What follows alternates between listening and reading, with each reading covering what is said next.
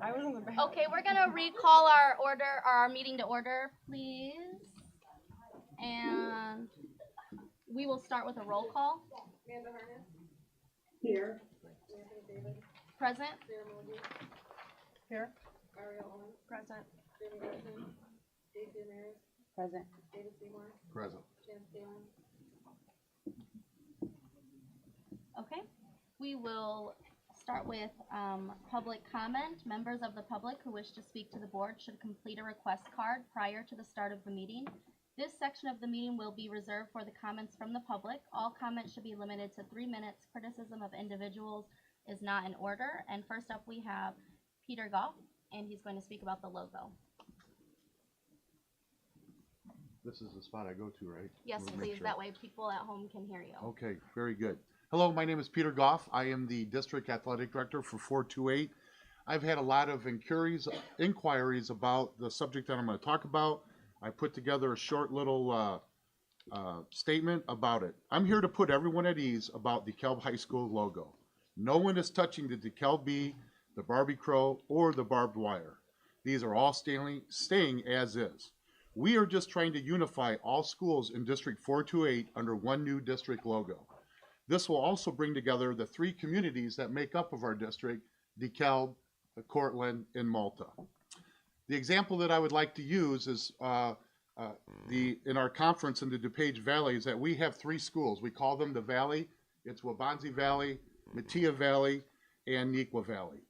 They are all in one district, the Indian Prairie District 204. They all have 3 different logos, all have 3 different mascots, but they come under one district logo to unify all of the districts or all of the schools under there. So in closing, it identifies them as a district. So whether we have one high school or multiple, the concept is still the same. That's all that it is, and I think it's good that we are moving in this direction, and I support it. It can actually bring more distinction to our DeKalb D and the Barbie Crow because they won't be cluttered with all the other designs. So that's what we're trying to do with this district logo. Thank you. Thank you. Thank you. Next, we have Joe Mitchell speaking about the School of Nursing.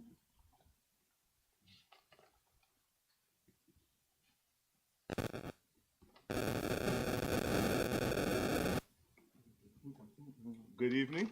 Good evening. My name is Joe Mitchell, and for the last few years, I've had the opportunity to serve on the AAC here. And the majority of our time for the last meetings have been spent on the old Roberts Elementary School, which is also now the School of Nursing at NIU, which is located at 1240 Normal Road. We have done our due diligence, I believe. We have sent Tammy and Cindy off to gather all kind of information and data. We've had good conversation around it. I believe we have submitted to the school board 3 viable options for that location. And if my memory serves me correctly, I believe 2 of them do not call for additional taxes or a referendum. Personally, I know the importance and the beauty of attending a neighborhood school as a parent and as a student. As a student, in the early 80s, I attended Little John Elementary School, about 3 blocks away from my parents' home, and allowed both of my parents to be very engaged in my learning process and be on first name basis with all of my teachers and principals, which was not always a good thing for me, but they thought it was good for them. And also as a parent, 3 of my children attended Jefferson Elementary 2 blocks away from our home, which allowed myself and my wife to be heavily engaged in our children's education. So I'm asking the school board to please honor the work and the respect the work that the FFA has done. Please do not leave this for new school board members that may be coming in after the election. This is a great opportunity for District 428 to be a part of the revitalization that is happening in North Annie-Glidden, as we are now starting to see new projects come into town, particularly in that neighborhood. And I believe this is a great opportunity for District 428 to invest in that neighborhood as well. Thank you. Thank you. Next is Howard Solomon, additional school purchase.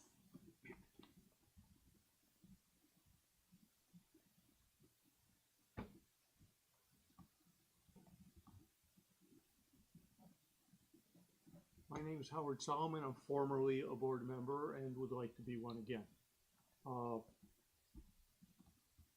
This afternoon, I took an opportunity to do something that my parents would have wondered about me had they known that I was doing it. That is that I went to the former Camelot School for a tour. My parents told me never look a gift horse in the mouth. I wanted to look that gift horse in the mouth, which means give it a fair opportunity to present itself. And on doing so, I found a building which, in my opinion, and I'm not an expert on buildings, seemed as if it would be ready to use in a shorter period of time than either of the other opportunities that involved the NIU School of Nursing. So just wanted to let you know that that is my conclusion based on a tour and observation. The building is sound and worth consideration. And I know that Mr. Mason has much to tell you, so I'll step down from here. Thank you. Thank you. Next is Steve Byers, and just wants to make an introduction, although he may not be a stranger.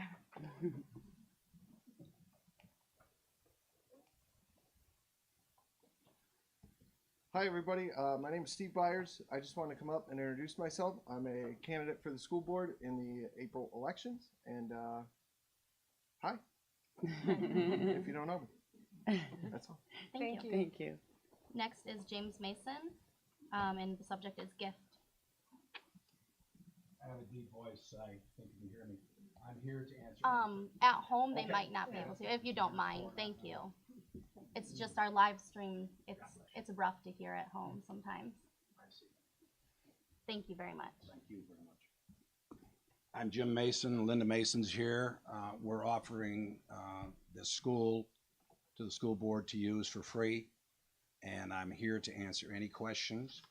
My communique was in the paper on Saturday, about 2,000 words that explained many, many things, but there's other things that could go. This, all I'm asking for is for the school board to retire the debt for the amount of money that you would put into the Roberts School, let's say $35 million. This would mean millions of dollars in credit to the taxpayers of this town. And this is one of the neatest things since the Elwoods and those wonderful people donated hospitals and stuff. I'm donating this to use for free. The school board would pay their operating costs, and I'm willing to sit down and talk about anything. And I was talking with Howard today. I showed in the building. I could get the thing ready within 6 months. So any questions? Linda and I will stick around if there's any questions. Otherwise, good luck. Thank you very much. Thank you. Next is Janitra Edwards, and the subject is in need of schooling in my neighborhood.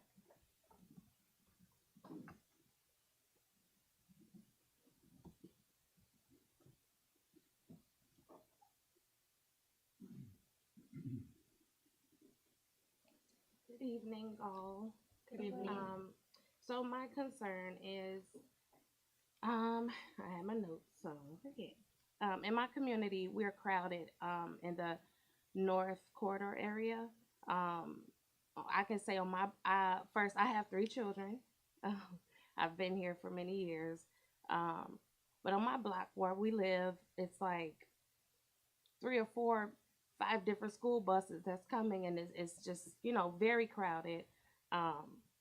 So the distance, though, for me limits a lot of involvement that I would like to be a part, you know, do with my children, and also for them to have the extracurricular activities and, you know, sports and all of those things, because I don't have transportation right now. So I know that, like, having a school in our area closer where it's walking distance, many families will benefit from, and sorry, I'm rushing. No. And you know, they will benefit and be happy to be to have that convenience.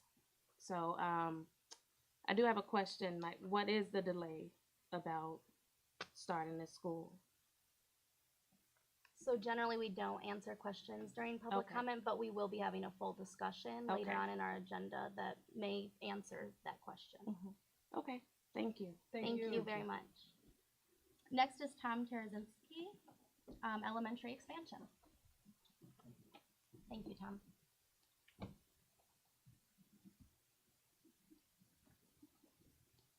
Good evening, Tom Tarazinski. I'm a member of the FFAC as well. Some comments, don't want to be redundant tonight, but the FFAC has spent about the last 3 or 4 months doing considerable work with staff, driving to some conclusions about this opportunity, both at Roberts and now a new opportunity that presents itself that the board is going to address tonight as well. That is a donation of land in that same neighborhood that may be appropriate.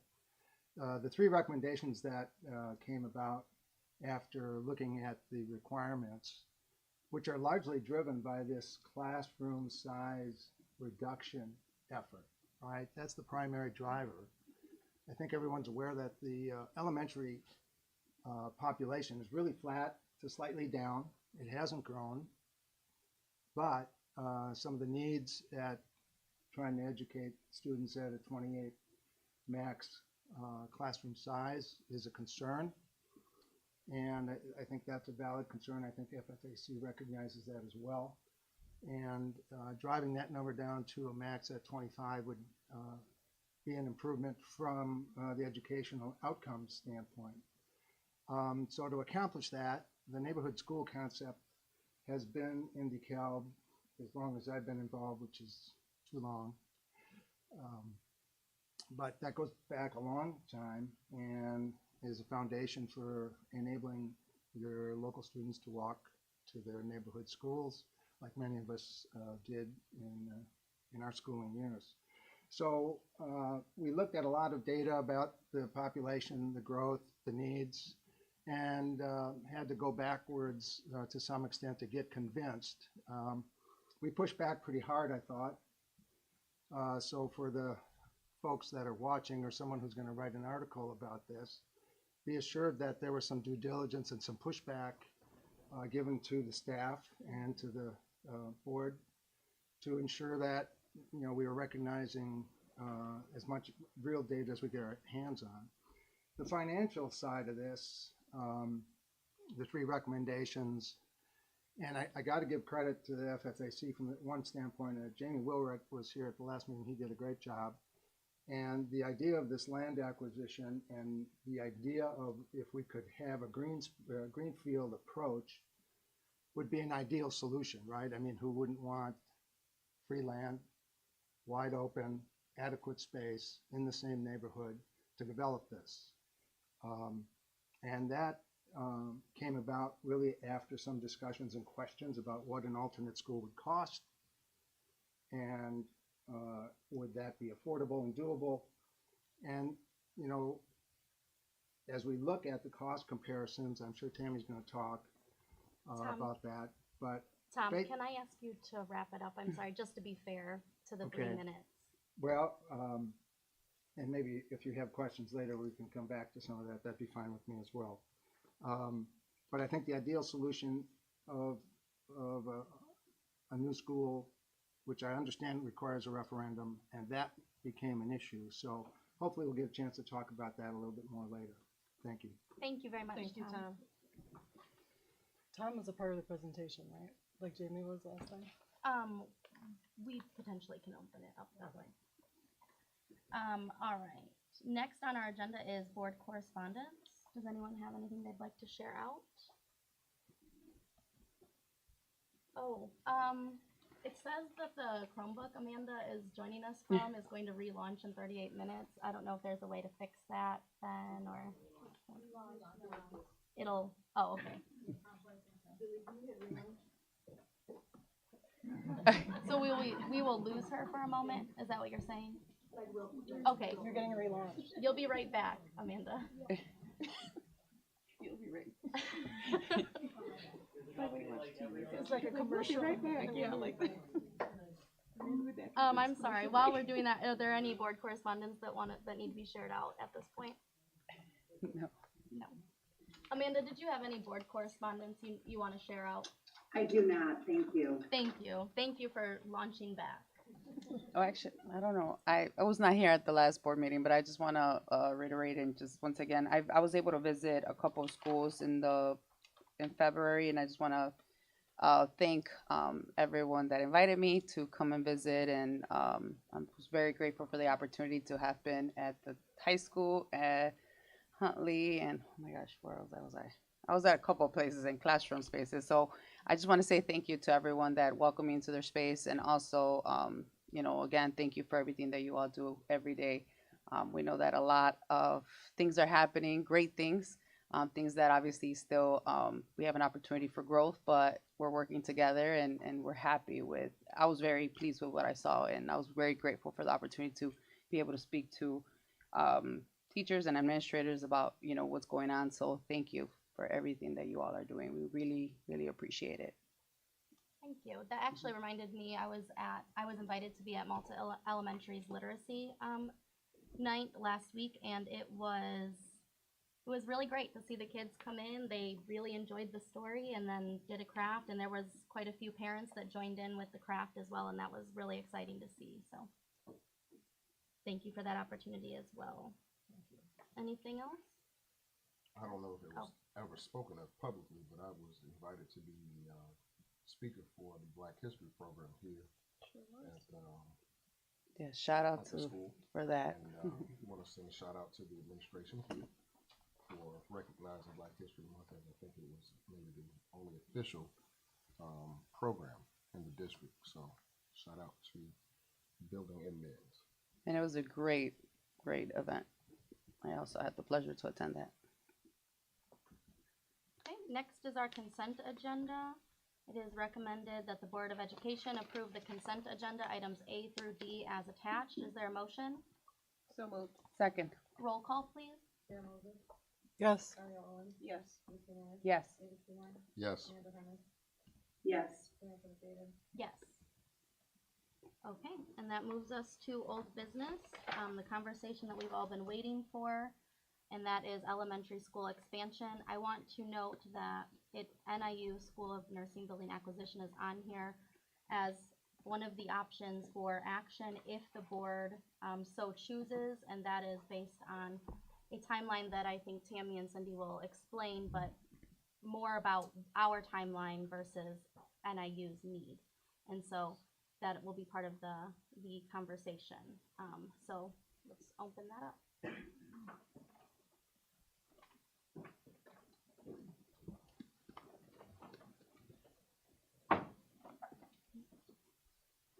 Everybody here? Yeah, everybody's here.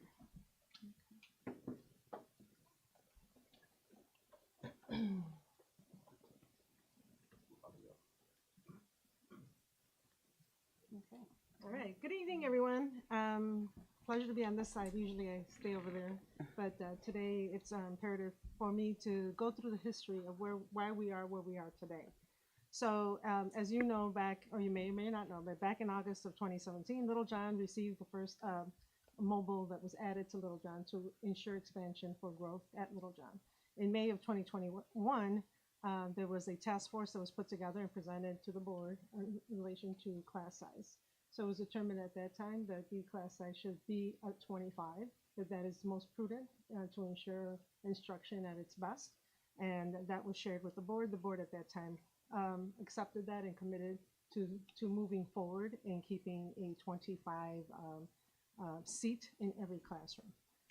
In August of 2021, Jefferson then received their first mobile, and then moving forward from April 22, June 2022, a demographer came on board, and we did a complete enrollment study to find out, where our numbers were, where our students were, how are we growing, what's out there, and how we can tell what kind of projections we have coming towards in the Cal. Then so we did Tammy and team did a facility space and utilization analysis. to determine which classrooms were viable, usable, and how many actual seats could fit in each one of those classrooms. So we were able to then determine how much more space we would need in order to keep with the 25 maximum per classroom. In August of 2022, Brooks and Cortland then received their mobiles. Then at the same time, we presented options to all D428 union leadership and administration in a meeting at our boardroom back at the Ed Center regarding the options with NIU nursing, and a survey was then used to determine what the priority would be. At that time, the priority then became expansion at the elementary school. In September of 2022, we presented to the board regarding the NIU acquisition and the district space needs. And then we also presented to FFAC regarding the NIU acquisition and district space needs. So we did that both in September. In October, we continued the discussion with FFAC regarding these needs. And then again in November, we continued to have conversations with them as well as having community conversations. So we had 2 of those on site at the Roberts Building. And then and again, FFAC was continuing, as Tom mentioned, we had plenty of conversations. In January of 2023, in the new year, the NIU Roberts Building Acquisition Executive Summary document was sent to the board and FFAC. This was a document that was completed by the administration based on everything we had learned, all of our research, what the costs would be, the breakdowns, and then what the possibilities could be in the building. And then that was attached to board documents and available for everyone. Then we continued to have discussions with FFAC, again, around the space needs. Decisions were made to ask for more information from administration to make decision regarding NIU acquisition. So we wanted to make sure that we were as detailed as possible to make sure that in last month, we requested information presented to the FFAC. FFAC supported the 3 options presented and felt all were viable for the board to consider. And then we presented those proposals to FFAC to the board. So that takes us up to where we are right now, and I'm going to turn it over to the cabinet to continue with the presentation.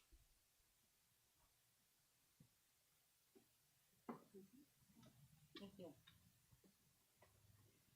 So from the board meeting last time on February 21st, there were several questions that were left open, and we wanted to reconsider those and bring those back to the group and talk about some of those answers that may not have been provided last meeting. So one of the questions was, do any of the 3 options that were presented at the last meeting solve all of our space concerns? Because these aren't just space concerns as it relates to elementary, we also have space concerns as it relates to ELDC and the middle school. And so there was discussion around at the last board meeting of what we are presenting in those 3 options. Did any of those 3 options take care of all of our needs there? And the answer is no. Those options would be the first phase only in the presentation and the options we want to consider. These options address the concerns at the elementary level, which Dr. Garcia Sanchez just alluded to, that we did identify as a priority by the unions, administration, and the board as our top priority is to be focusing on elementary first. And then as funding is available in grants and others, we can look at the ELDC and the middle school changes that need to happen to address those space considerations. The next question was, what is the impact on classroom size in every single building if we build a 3-section or a 4-section elementary? And once a final decision is made, the boundaries of each elementary school will be redrawn. We can't come to you right now and say that the impact is going to be this on Tyler's classrooms and this on Brooks and go through all the list, because the boundary changes will happen during the construction so that we can make sure that when we redraw those, we do have the goal in mind to reduce our classroom size to 25 or less at all elementary schools.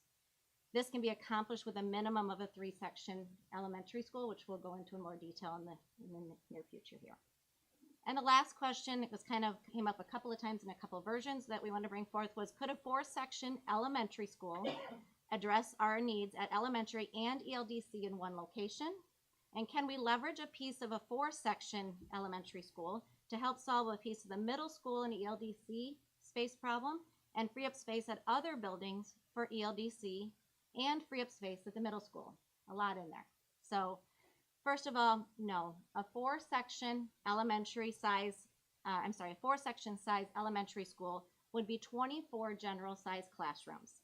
We need 14 classrooms for ELDC. That's what our proposal is, to provide room for growth. That leaves only 10 classrooms left over of the 24 for K through 5 classrooms. 10 classrooms is not enough to have the impact we need to reduce our class size across the district to 25 or less.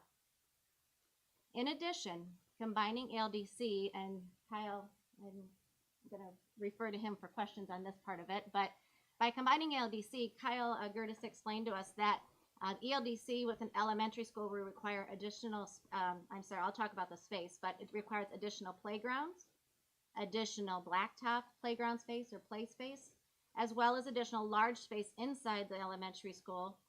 And ELDC would also need, separate spaces for themselves. You're not going to combine 3 to 5 year olds with a group of K through 5th graders. You need to have separate space for them, whether it's 2 gymnasiums, whether it is outside space. Those need to be separated. And another issue that we don't have when it is at a location like Huntley Middle School is the timing of drop off and pickup. Drop off and pickup at a middle school happens earlier than ELDC and elementary. If we put ELDC and elementary into one school, changes would have to be made to our drop off and pickup schedules and start of our school days at elementary, because in the morning at drop off, those times are within 15 minutes of each other, which are too close. And at the end of the day, they're at the same time at 3:30. So middle school, we don't have those conflicts of trying to share the same space for drop off and pickup. Elementary, we would. So for those reasons, those were some of the questions that were brought forth. I don't know if there's any others, but those were some of the highlighted ones that were identified from the last meeting. So we're going to go into a lot more information, but we want to start out by saying, as a cabinet team and as an administration team, our recommendation tonight is that based on the immediate and long-term needs of the district, as well as the importance of being fiscally responsible and timely, that the D428 cabinet team are recommending that the Board of Education approve the acquisition of the NIU Nursing Roberts Building and the plan to move forward with renovating the NIU Nursing Roberts Building to open a 3-section elementary school for the 25-26 school year. So I don't know why I'm so nervous, but I get the fun part. I get to remind everybody why we're here. The reason we're here is for our students, right? I think at the end of the day, we can all at least agree to that. Our students and them having access to a school, like our mom here said with 3 kiddos, that she would be more involved if she were able to walk to the school. We have a lot of our students right now that are on busing. Depends where they get overflowed to, but we have students right now that can be on a bus for up to an hour. So we've also seen that when you have neighborhood schools, lower rates of absenteeism. And just to give you proof in the pudding, Little John actually has the lowest absentee rate, and they are the biggest, or I would say they're one of our biggest community schools. So just keep that in mind as well. Reduces classroom sizes, as we've talked already. It's going to increase the ownership of the school. All right, you belong, that community or that school in your community belongs to you. I know Dr. Mitchell just shared how he took ownership of his school when he was younger, living in the neighborhood, and same with his kids over at Jefferson. So these are reasons that we need to have a building in our neighborhood.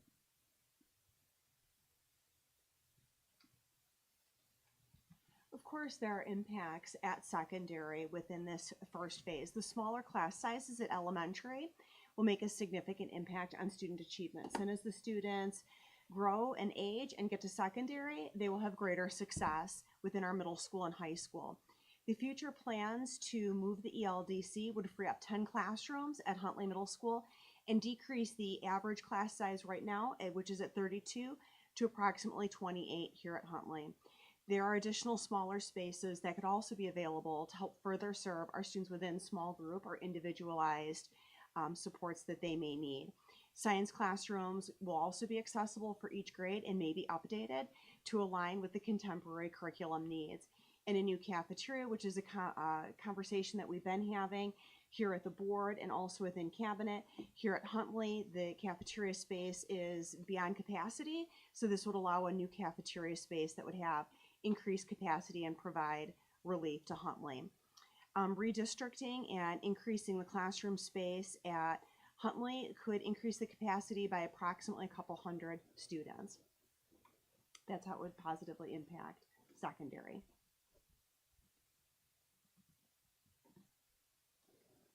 And to kind of tie up a little bit of what Billy and Sarah just covered is what are the additional positive impacts that we can expect on our overall students, but also in our ELDC.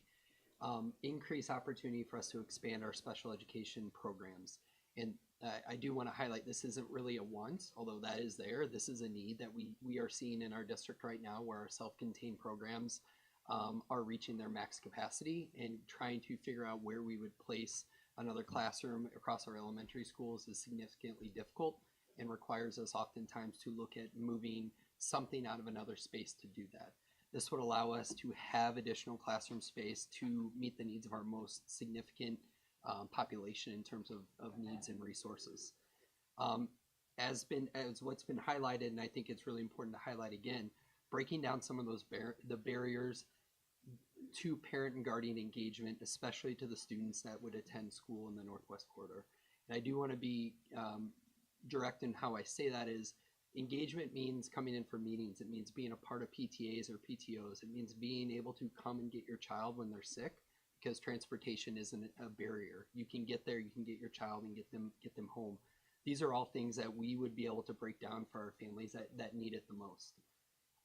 We would be able to provide better access in that northwest part of town for before and after school programs, as well as the ability to provide mental health resources to an area that doesn't have a lot of easy access to that. Right now, I hear from families all the time, I would love to be able to get my child into counseling, but I can't get from one side of town over to where those services are. We can address that as a school district. Expanding the ELDC will provide greater access to early intervention services through pre-K and early childhood programs. Currently, there are 317 students at our early childhood center, 67 early childhood students, 251 in our pre-K program, and there are 70 students that are on the wait list right now. We need to expand our options so all of our students and families at the youngest of age have access to what they need, and by moving our ELDC to a space where we can expand that, we can accomplish that goal. Also, ELDC expansion will result in more classrooms, as Tammy highlighted, a multi-sensory space for therapy, office space for therapists, and a dedicated space where we can bring our families in for engagement opportunities, whether it be training, whether it be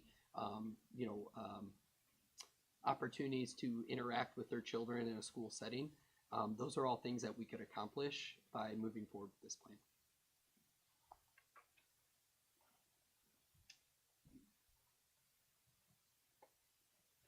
Good evening, everybody, and good evening, community. We have to listen to our families. I'm going to start there. I have the pleasure tonight of standing before you as a 15-year veteran of the school district and a parent, and also as a cabinet member who will speak quite passionately tonight, because we need to listen deeply to our students. That is why we are here.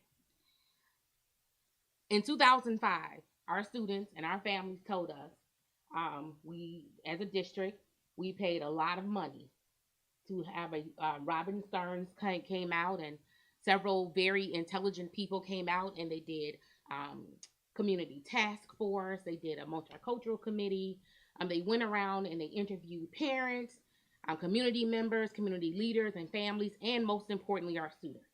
And what did our students tell us in 2005? Our students told us, we don't feel like we belong. And they asked us a question: do you even want us here?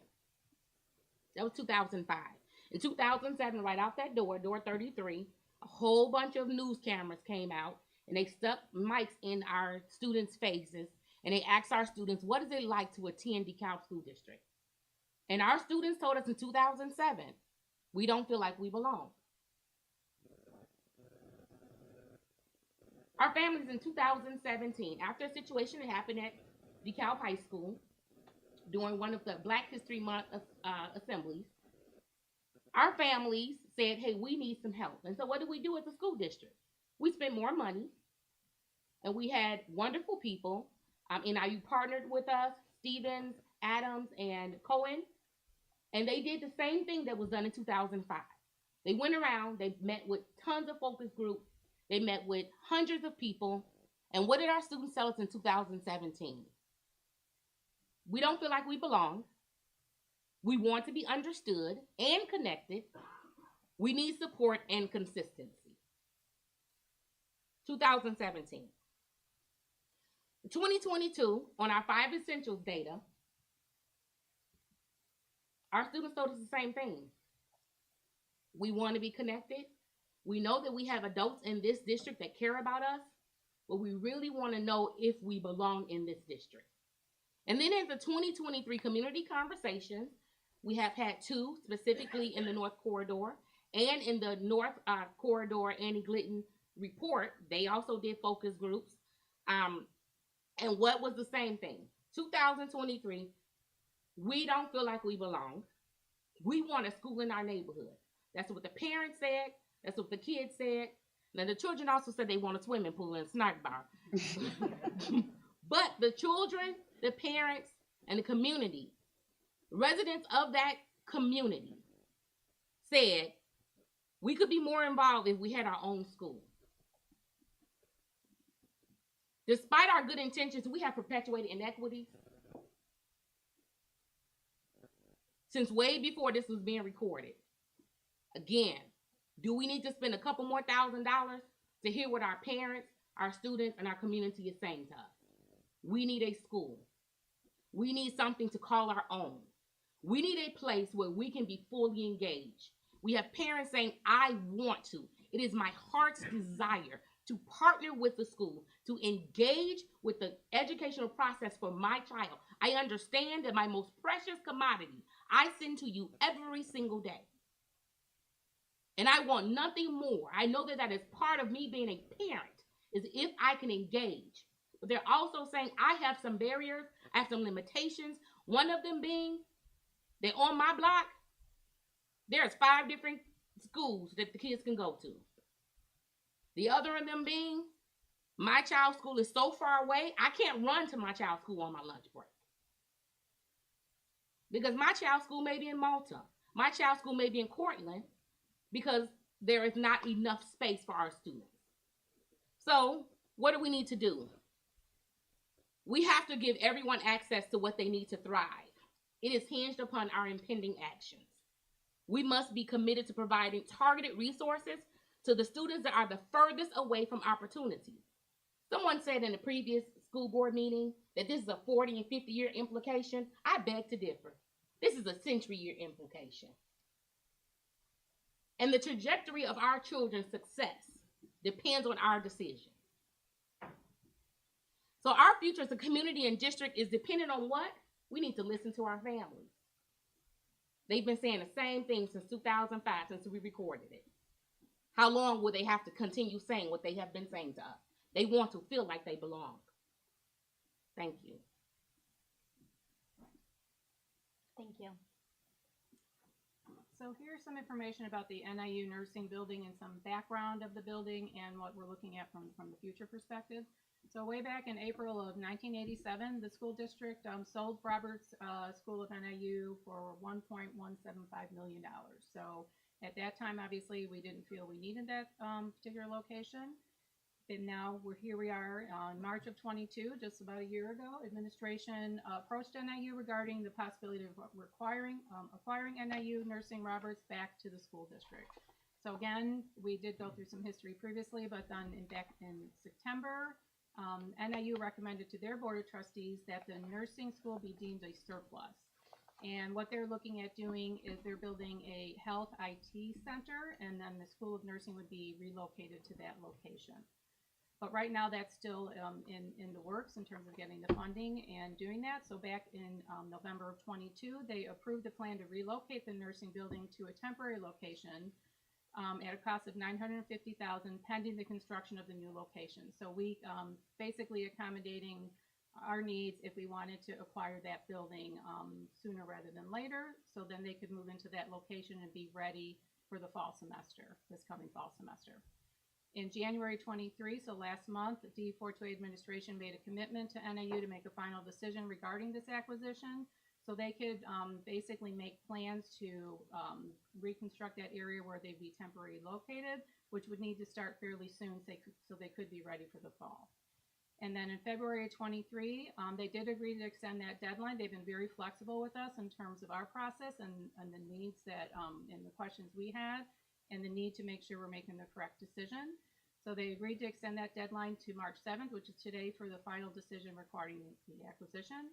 If we don't make a decision today regarding if we do want to acquire that building, then there's just wouldn't be enough time for NIU to make those improvements that they need to at the temporary location to allow their nursing program to move into their at the 23-24 school year, so this fall.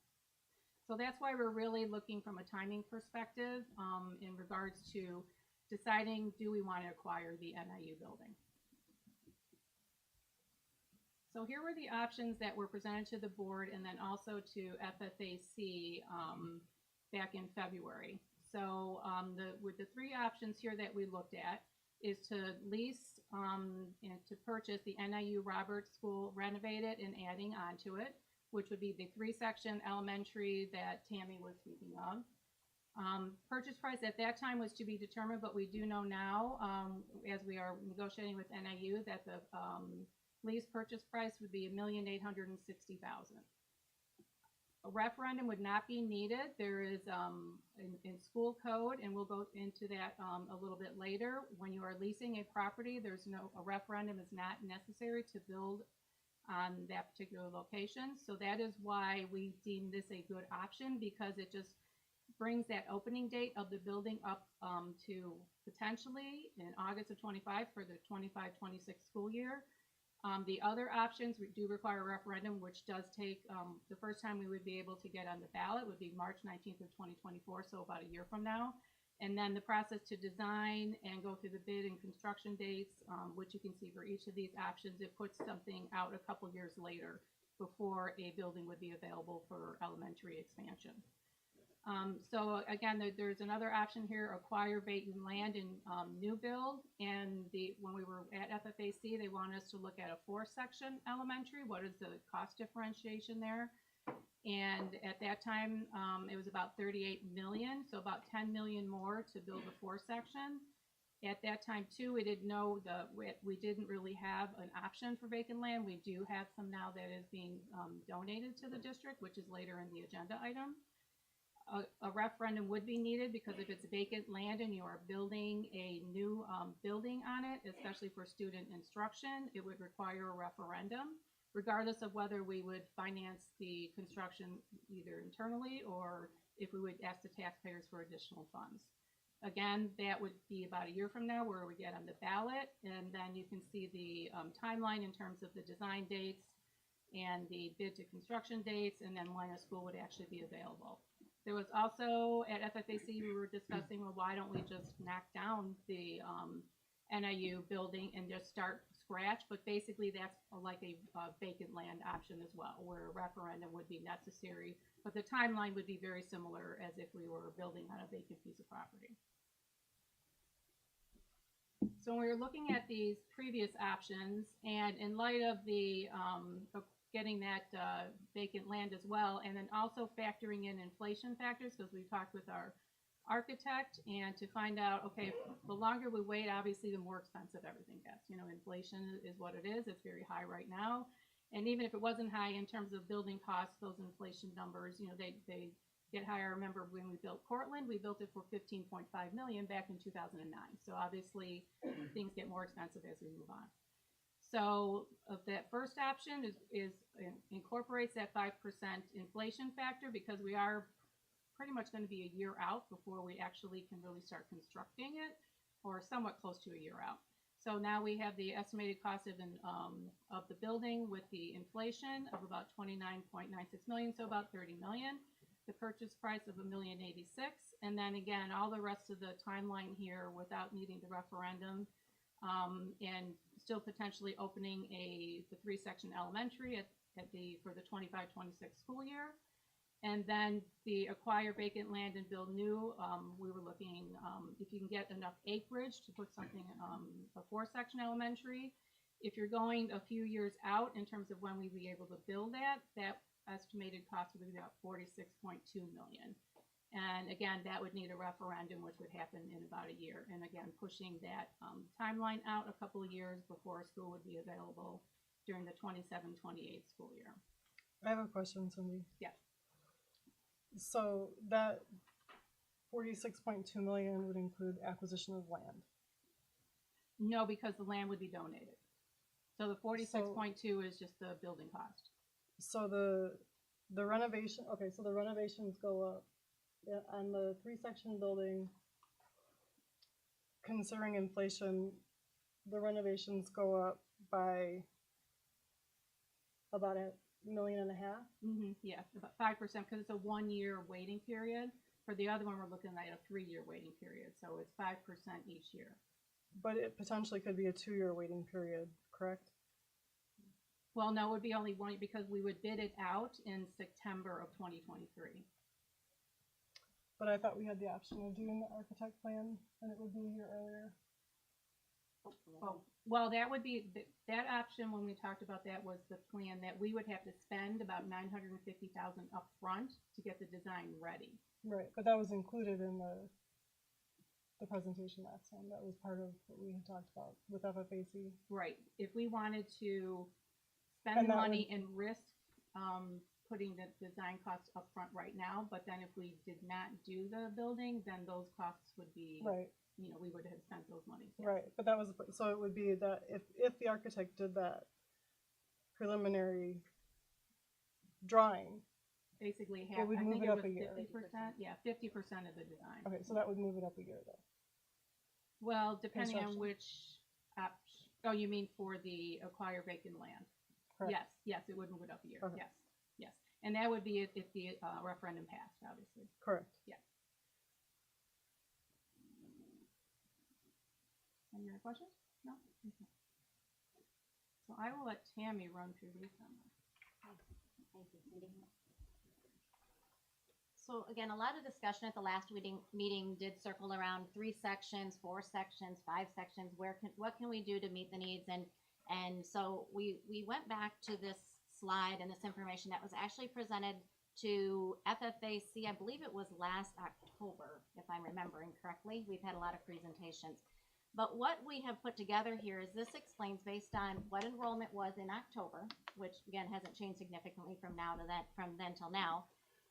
If we eliminated the 4 music classrooms that are in mobiles and brought those into the buildings, as well as the art classrooms that are on a cart at 7 of our buildings, they are not in an assigned classrooms.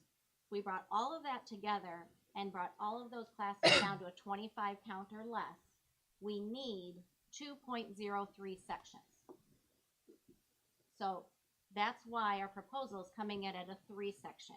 Because one thing that I do want to make note here is that the cost projections that have been presented, the plans that have been discussed, it is not just a straight K-5 3 section.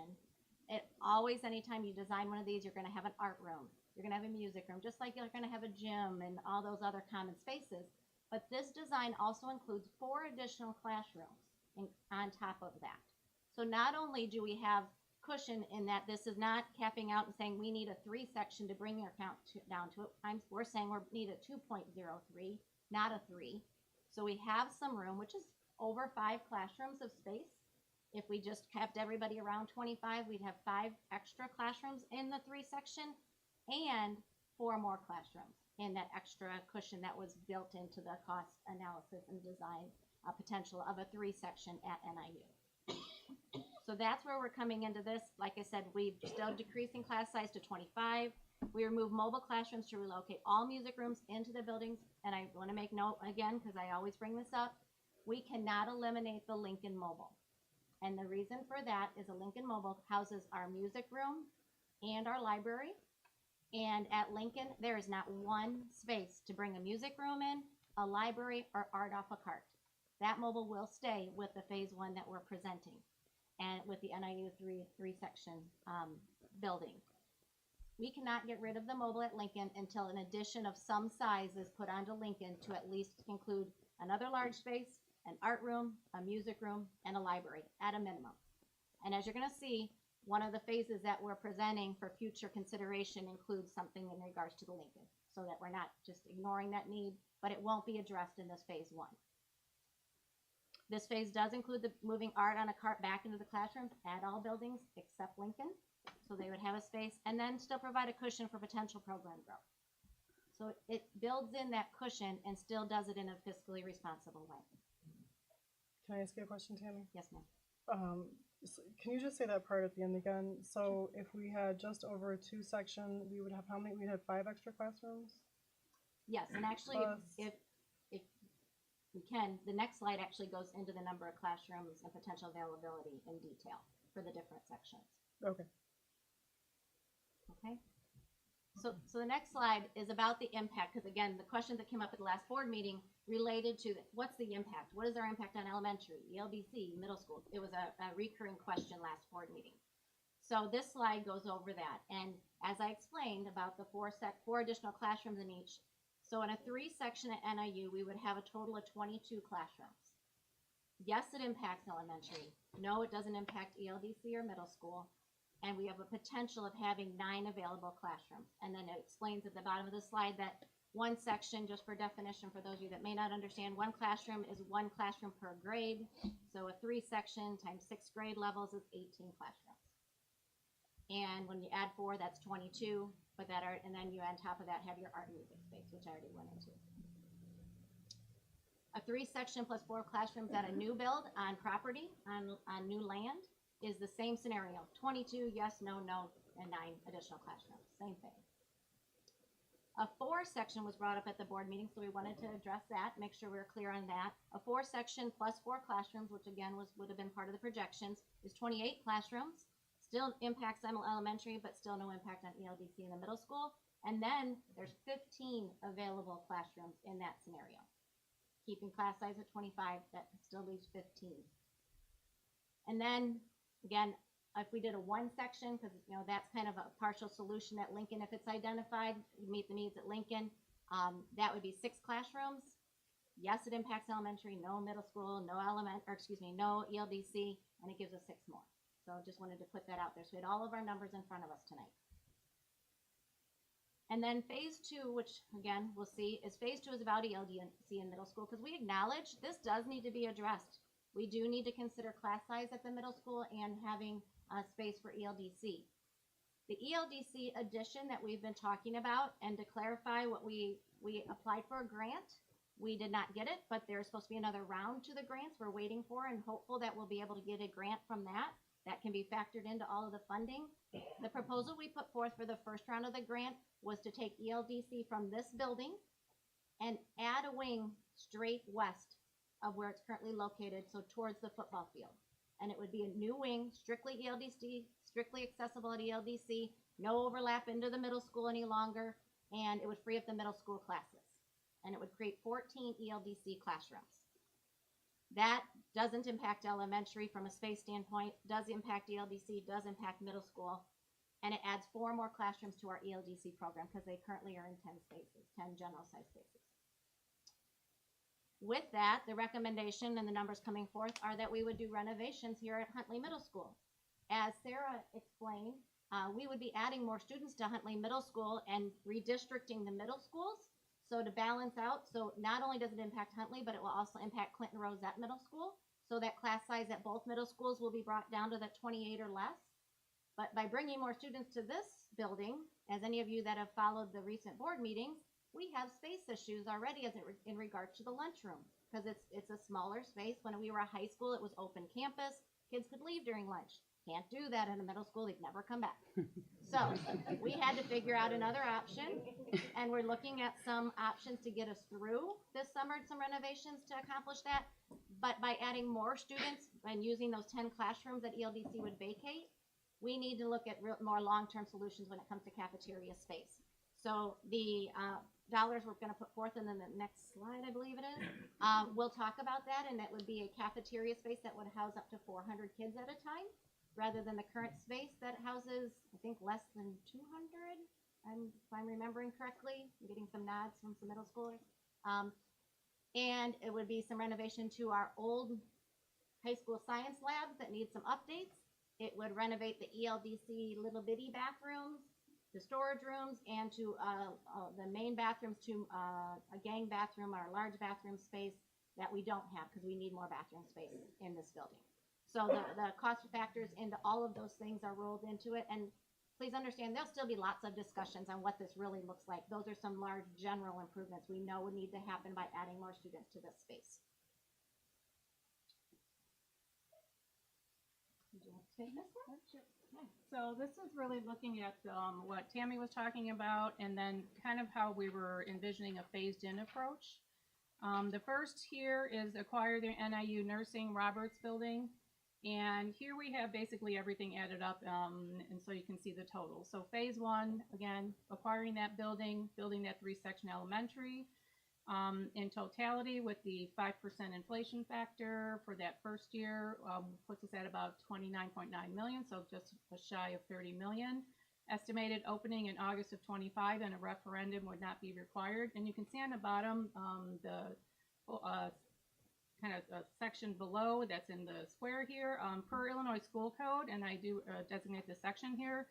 No referendum is required if the purchase or building of the school for instructional purposes occurs while the building is being leased by the school district. So really what we were looking at is what can we do in the short term, somewhat short term, even though this is a couple years from now, in order to solve our elementary problems sooner rather than later and really affect student instruction sooner rather than later as well. So that is why we were looking at this and looking to acquire the building as a lease purchase arrangement because of this option in the school code with the with this exception where you do not need a referendum if you go through this process. Then you have what we were looking at next is, okay, what would our phase two look like? And then what Tammy was speaking of as well is we would look at that ELDC addition and adding additional 4 classrooms. And we were looking, again, these earliest openings are very estimated dates. A lot of things will depend on funding. It'll depend on grants, if we were going to get an additional round of grants for the ELDC, or even more capital dollars that are put out there by the state or even the federal government as well. So it really is just an estimate at this time in terms of what that would happen. But again, when I say maybe on the referendum, technically we wouldn't need a referendum if we're adding on to an existing building and we're not increasing that building substantially, which we wouldn't be with the ELDC. You wouldn't have to do the referendum, but it really would depend on the funding if we would need to go to referendum to ask the taxpayers for additional dollars. It's difficult to know what that's going to look like at that time, that far out. So that's why it says maybe in terms of that option and whether we would need a referendum. And the same thing with the HMS renovation, adding those additional 10 classrooms and then the new cafeteria and all the other in terms of the science and the bathrooms and the additional space that it would make sense to do here at HMS. Looking at a total there about 5.5 million adjusted for inflation. Again, looking at that maybe number only because if we want to do those two together, again, a funding, we would need to go to referendum to help fund that particular amount. We would always look internally to see what we can fund in our operating funds, but we don't want to make promises in the future depending on what that funding looks like at that point in time. And then the phase 3, we would, you know, Tammy would love, and I'm sure Lincoln would love to get rid of the mobile there and add on to that particular building because adding that one section is really a pretty large expansion of that building. And because we would be adding a pretty substantial addition, that would need to go out to referendum, and that would be about 13.2 million. Again, these earliest opening dates just all very preliminary, but yes, we would need to go to referendum for that, just to do the actual building. And again, what would we need to ask the taxpayers for additional funding for that? So now proposal 2 we're looking at is if we don't acquire the NIU Nursing Roberts Building and we use vacant land to build a 3-section elementary, we're looking at, right in today's cost, about 31.5 million, and that vacant land we're talking about would be donated vacant land. And if we're adjusting for inflation for at 5% per year, and the earliest opening there would be August of 27, because that would be one where we'd have to go out to referendum, which our first opportunity for that would be March of 2024. So depending on whether that referendum passes or not, the earliest we could look at is August of 27. And then the other under here are very similar to the ones on top, because we still want to address ELDC as well as Wait. HMS. Oh, I'm sorry. I'm sorry. You're going fast, but Oh, I apologize. that's all right. I'm doing math over here and trying to follow along. So, tell me those dates you just said again. 2027. August of 2027, which would be the 27-28 school year. Okay, and then again, that's also if that could potentially move up a year. If we wanted to spend the dollars up front to do half of the design, it would cost us And then about 900. did this proposal here get presented to FFAC? Not specifically, no. Okay. And I guess why? Because what we were trying to do for this meeting is come up with options so we can make a decision. So we can decide, do we want to acquire the NIU building? So we wanted to come up with these other options so we can discuss those here. Sure. I guess I guess I'm a little confused about that just because we came up with options at FFAC for us to discuss, and then this just adds more more depth to the option. If I may, each of these pieces were discussed at FFAC, and then they're being grouped together based on information we have been able to collect, as well as we've gotten information about the donated land and the other factors in regards to inflation costs by having to wait to 26 or 27 school year to open any of these options. And the main reason you're seeing these specific proposals coming forth of a 3-section on either vacant or at NIU is that, as I presented, we need 2.03 sections to accomplish our goal at the elementary level. And to go to a 4-section, which was one of the options that came forth from FFAC, as you can see with the inflation numbers, even conservatively, if it was even a year less than that by putting the design costs up front, we are still looking at well over a $12 million difference between a 3 and a 4-section. And that if we are looking at that, we're going to be spending $12+ million to go from a 3 to a 4-section. And the numbers show we don't need a 4-section. And then that money is not available to put towards ELDC in the middle school, which we've identified as important to also address and impact as soon as fiscally responsible to do so. Okay, so I hear. So okay, my question would be, if we have a 4-section plus 4 classrooms, which is listed here, that provides us 28 classrooms, right? Thank you for going back so we can see. Oh, am I in the wrong direction? No, you're up one, I think. This one. Oh, this yeah. one. So okay, so the 4-section plus 4 classrooms, that gives us 28 classrooms, right? Yes. And we'd have 5 extra classrooms with a 3-section, right? Correct. So we need 14 to satisfy ELDC. That is what we have in the proposal, because there's 10 currently and would give us 4 for Okay, expansion. so if you do a 4-section plus 4 classrooms, you have 15 extra classrooms. We need 14 for ELDC. So a 4-section, 4 classrooms solves our elementary and our ELDC problems. Actually, it wouldn't. No. No, the space would not allow that, because we need 2.03 Right. at a minimum, again, to solve our 25, to get to our 25 cap. So that's just over, I'll call it 13 classrooms, because 12 would be a 2-section. Right. Then we need 14 classrooms for ELDC, so that's 27. And this has 28, which doesn't give us any at all 26, cushion. 26 classrooms, I'm sorry. I'm sorry, 26, and doesn't give us that cushion, and we haven't even considered the fact that a 4-section doesn't give us separate spaces for ELDC and for elementary, outside space, inside space, drop-off concerns, pickup concerns, and if you have questions specific to the combining the programs with ELDC and elementary, that would be Kyle's. So still, we need 27 classrooms to bring our classroom sizes down in elementary and to satisfy ELDC, which would leave us one extra classroom. And then also that would be bringing all the kids out of this building there, which would open up this building. But it doesn't include the separate gym space, playground space, parking lot space, blacktop space. Like, there isn't space on the donated land to be able to accommodate the space needs that we would need for an elementary and ELDC combined into a four, I'll call it a 4+ section because it's not a true 4-section school. And on top of that, it Can I wouldn't also jump in- consider. Can I jump in really quick? Last time we Sure. talked about, are we able to build up? If we're building a new school, instead of building out, we build up.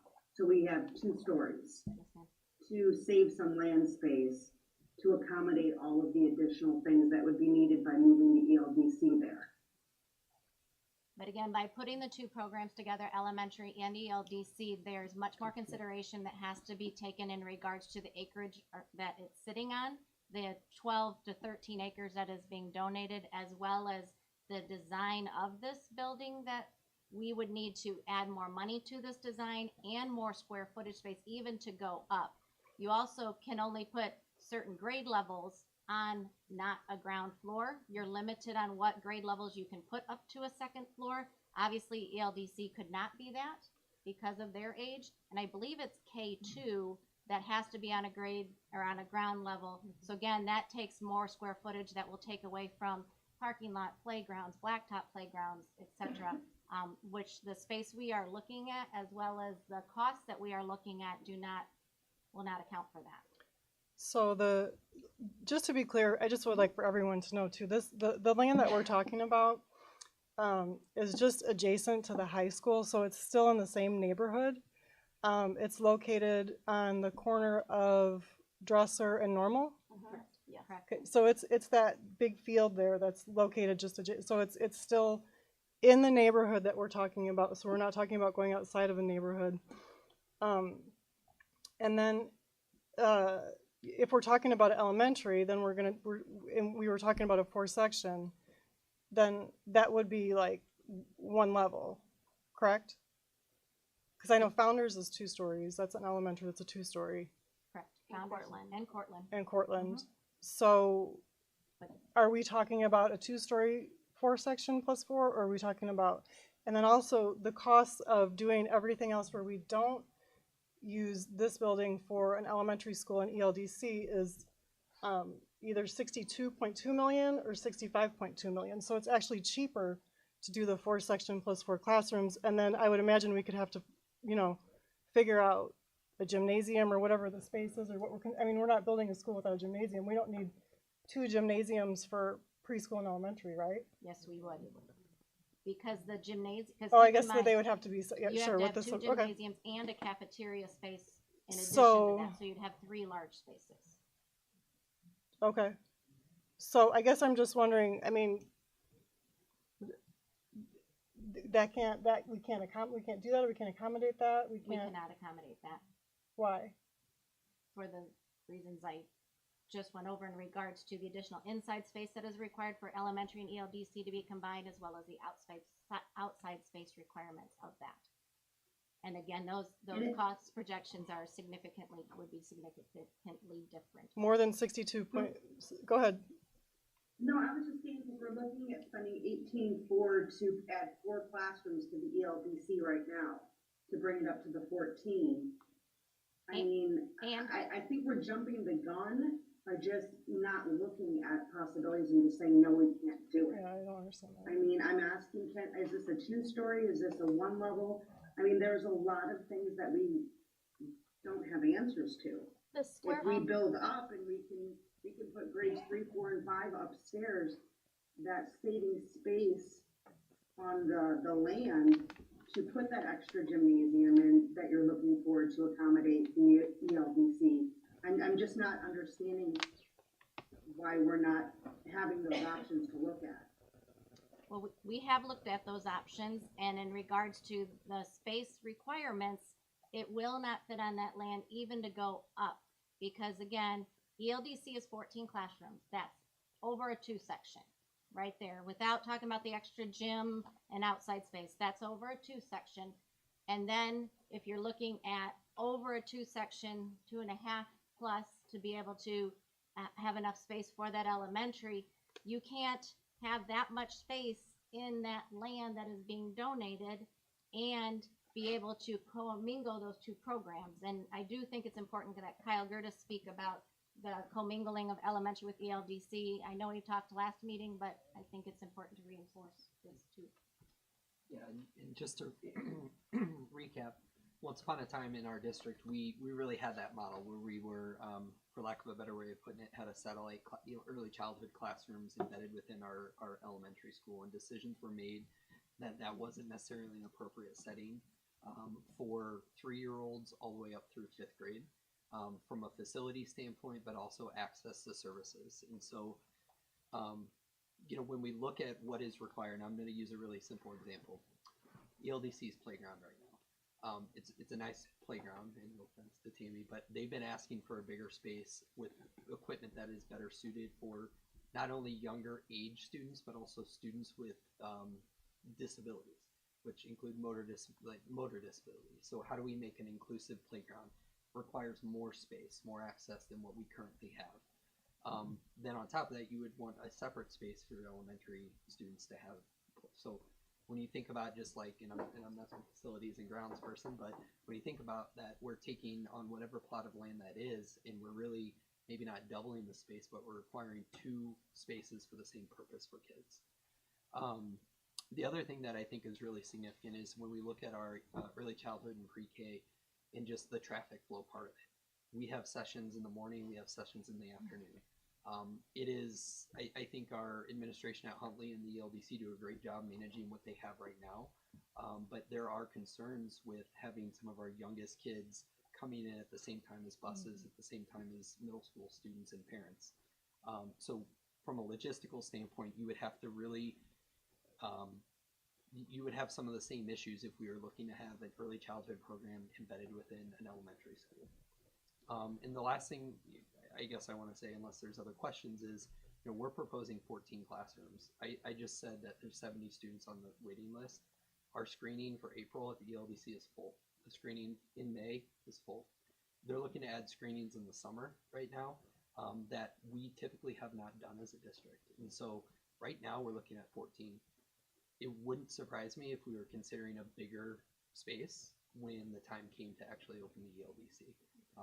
And so I do want to just be cautious of that. 14 number is what we projected out when we were looking at things in the fall.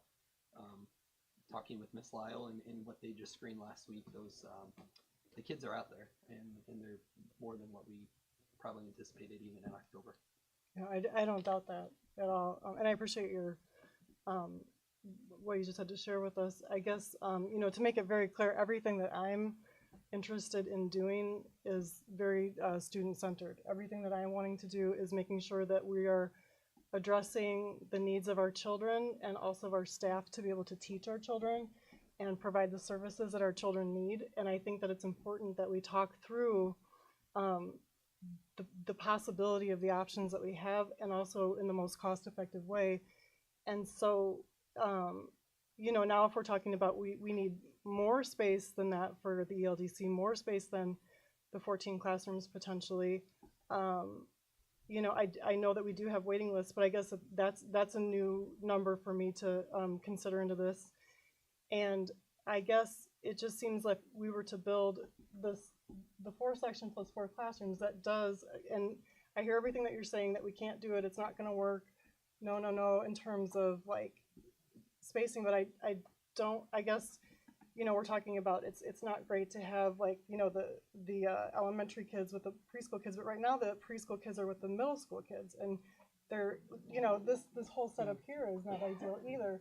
And so I'm truly, genuinely wanting to come up with the best solution that's going to solve the most of our problems, in the most cost-effective way. And I just kind of feel like what's happening is like we've got this one thing we can do, and this is the only thing we can do, and we're not really taking, I know that there's lots of work that's gone into this and lots of considerations, but even as we're looking at the two proposals, again, it's, you know, we're looking at 62.2 million or 65.2 million, but to build this 4-section, 4-classroom building is, I mean, 2 weeks ago, it was 38 million.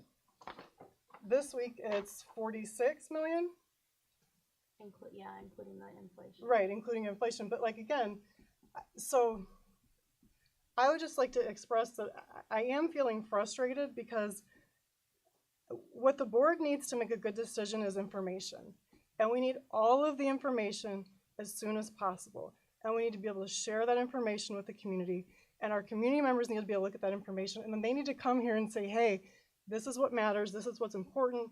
We want their feedback. We want their input. But if we keep changing the presentation every time we get it, and new things keep happening, and you know, more information keeps coming out, it makes it very difficult to make a good decision. And again, I appreciate all the work that's gone into this. I appreciate what everybody's done. But these numbers that we're getting tonight, what I'm coming to is that, you know, this 4-section plus 4 classrooms, if we figure out how we can have the cafeteria, have the gym space, this is 12.5 acres that we're getting. How many acres is Roberts? 9. So Roberts is less acreage. So we're getting a gift of 12.5 acres. What is the best decision for us to make as a district for our kids? I think it's important also to think about the fact, though, that we're talking about there's a referendum that will need to be passed. Nothing guarantees that that's actually going to happen. So if right now we have the opportunity to discuss something that is actually, you know, that we can look at as a potential perspective opening of 2025, you know, that is important to take into consideration as we are, you know, looking at the options. And right now, as we are looking at these proposals, ultimately what is being recommended is for phase 1. So all the other things, all the other phases that we're looking, whether it's proposal 1 or proposal 2, those are just tentative. Those are things that not necessarily are, you know, that we're voting on, you know, or potentially voting on, whether it's tonight or in the upcoming meetings. What we're looking really, or we're actually considering is the NIU nursing building and whether or not we seek to move forward with that option. So I understand that there's a lot of issues that need to be addressed, but at the end of the day, it is also important to look at the actual proposition that is being proposed for phase 1, which is what was presented to us today in detail.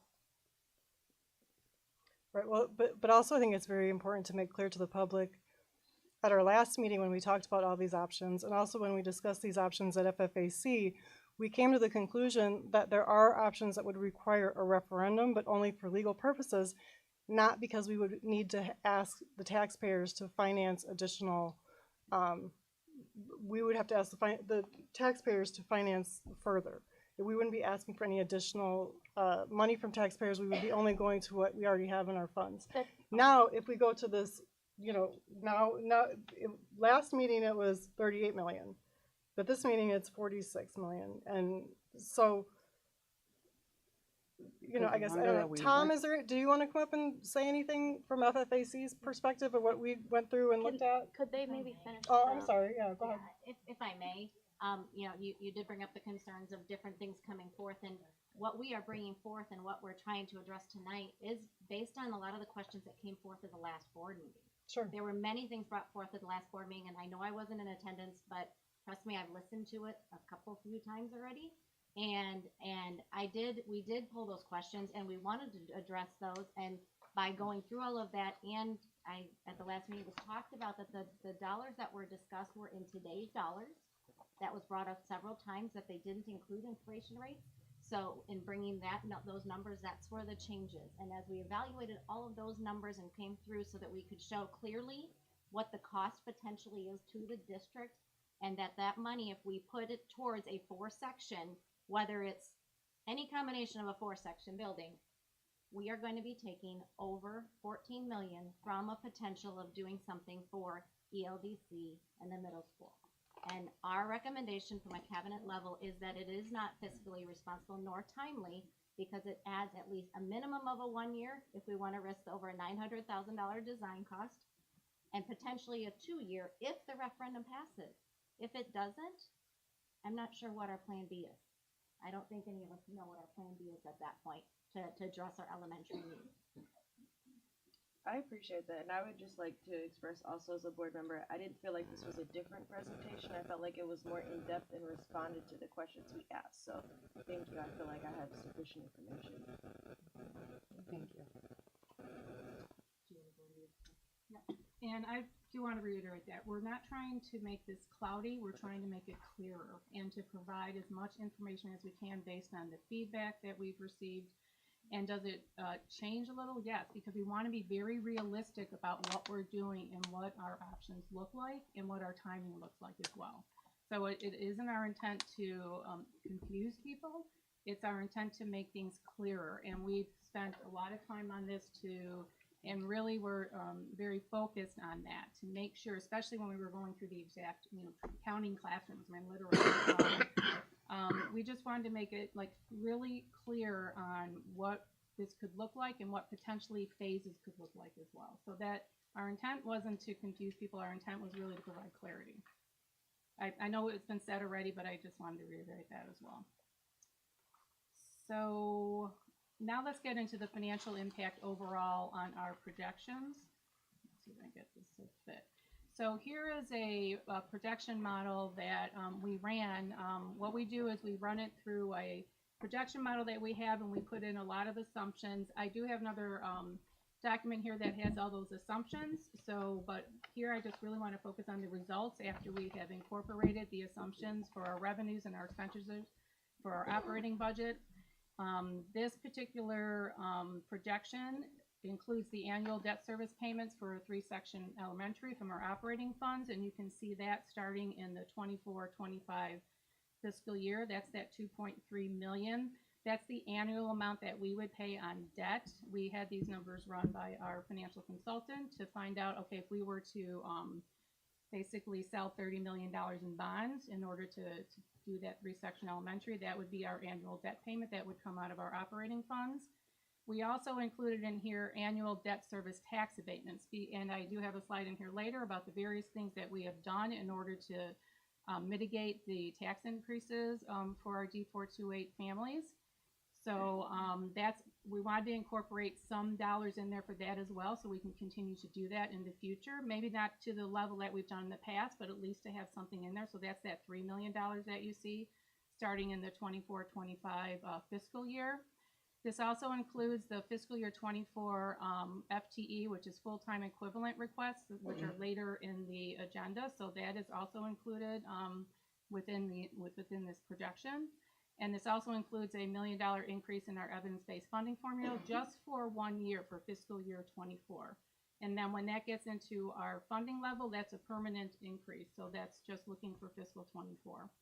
So you can see when we're kind of projecting out each year going forward, I feel that these projections are very conservative in terms of our revenue, as well as expenditures. I mean, I know I've been here 17 years. I presented a lot of budgets, and I know you guys know that I'm conservative, maybe sometimes too conservative in terms of looking at things, but I just want to make sure that we can fit this within our budget with what it looks like from a long-term perspective.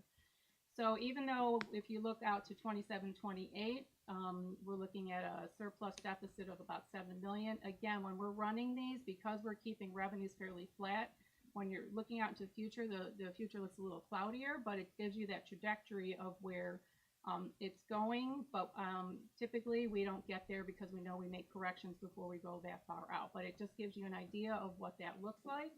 And then also at the bottom, it shows you our percentage, our fund balance as a percent of expenditures.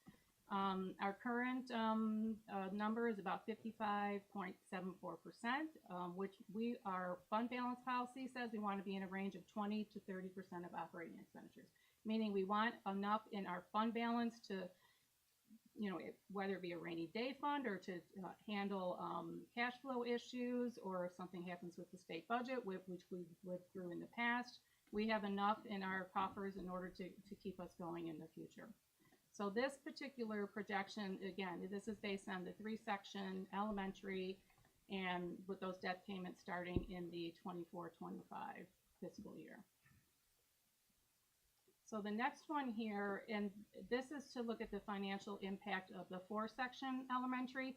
And again, when we're looking at the opening these schools, whether it be a 4-section or a 3-section, we're also including the operating costs of running that school. So what does it cost to, we have to build it, obviously. We've got to pay the debt to build it, but we also have to run it. We have to put staff in it. We have to turn on the lights. We've got to put the gas in there. So also within here are those operating costs. Now, what we did here is we included for this 4-section elementary to be consistent, so you can kind of see the impact as if we were going to open it in the 25-26 school year. Obviously, we couldn't do that just in terms of what, if we had to do the referendum, but just so you can compare the two apples to apples in terms of dollars and what our projections would look like if we were to, all the other things remaining the same, the 4-section elementary, obviously those debt payments are going to be a little higher because we would be looking at additional funding for that. And then also still including those annual debt service tax payments, the fiscal 24 requests, and the $1 million increase in EBF funding. So really everything the same besides folding in the additional construction costs for a 4-section elementary on top of putting those operating costs within the budget as well. So you can see the effect, and we'll just kind of go back to out to the 27-28 school year, kind of focusing on that fund balance as a percentage of expenditures. We'd be at about 25.22 if everything in these projections went exactly the way they're assumed, which we know that doesn't occur, but it gives you an idea of where we could be. And then if we're looking back at the 3-section, we're at a 29.2% fund balance to expenditures, so within our range. And still within our range here, although obviously because we're using more funds in order to operate, it goes down from there. So I did want to include this slide in terms of what we have done in the past for taxpayer relief, and I present this quite a bit. I feel like every time I'm up here, and maybe not every time, but in terms of if I'm doing budgets or our tax levy, just the things to remind us the things that we have done in order to provide relief to our taxpayers. We've done tax abatements. Basically what a tax abatement is the taxpayer does not have to pay a portion of debt due for that levy for that year. So what we have done in the past, in our 2018 levy, we took $1,750,000 from our operating funds to reduce the taxes, and we used that to reduce bond and interest payments that we're making on the debt that we've had for our high school and for our elementary, Cortland Elementary.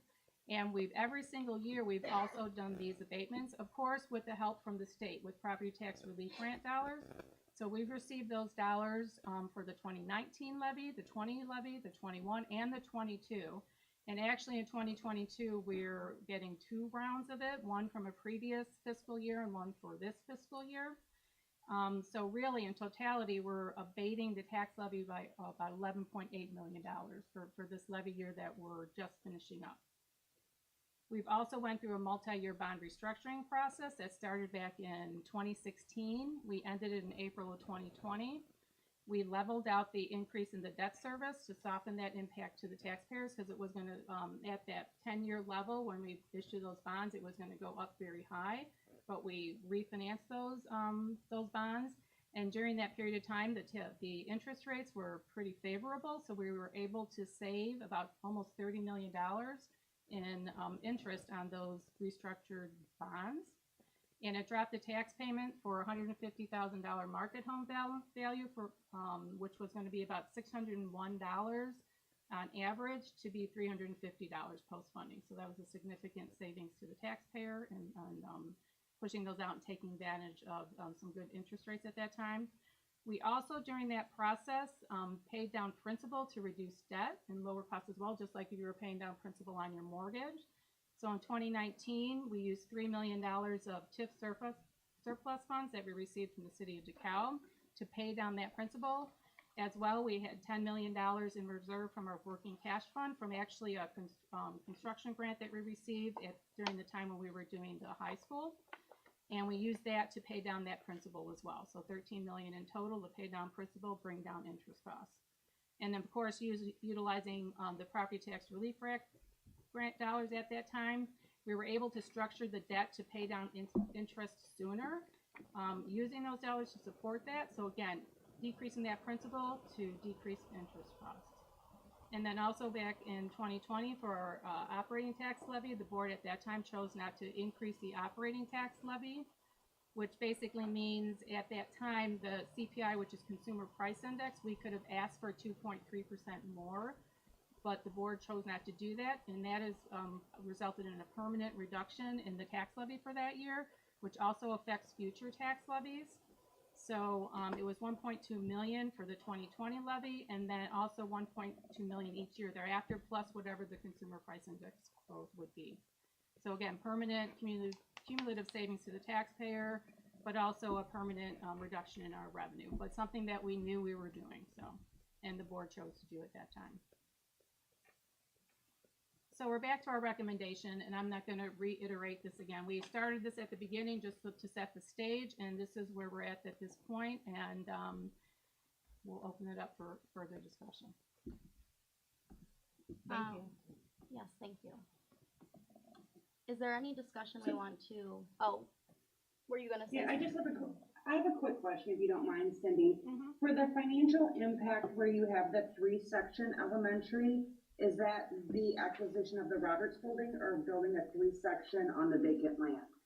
It would be the acquisition of the Roberts building because it includes in here the lease payments we would make on that building.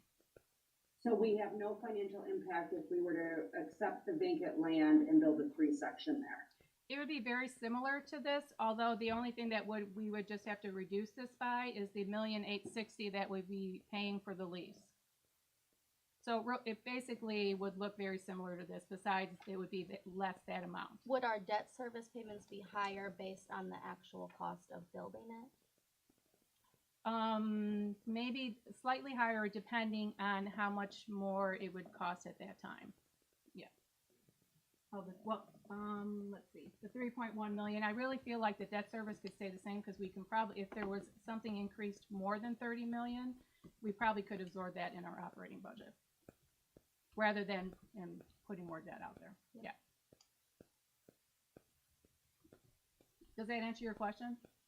It does. Thank you so much. Yep. Can I ask, is there, does the board want to discuss or entertain the option presented to us tonight by Mr. Mason regarding the building that he has that we would be able to use for free? I guess we appreciate the offer, of course. I think one of the major issues is that there's no green space, and we're talking about an elementary school, so that makes that really difficult. I think as well as our family's preference. Well, that is number about one. where yeah, we, of course, where we need to the build neighborhood. A school. We want to, yeah. But we do appreciate you coming and sharing that with us. I don't, unless anyone else wants to say anything else about it.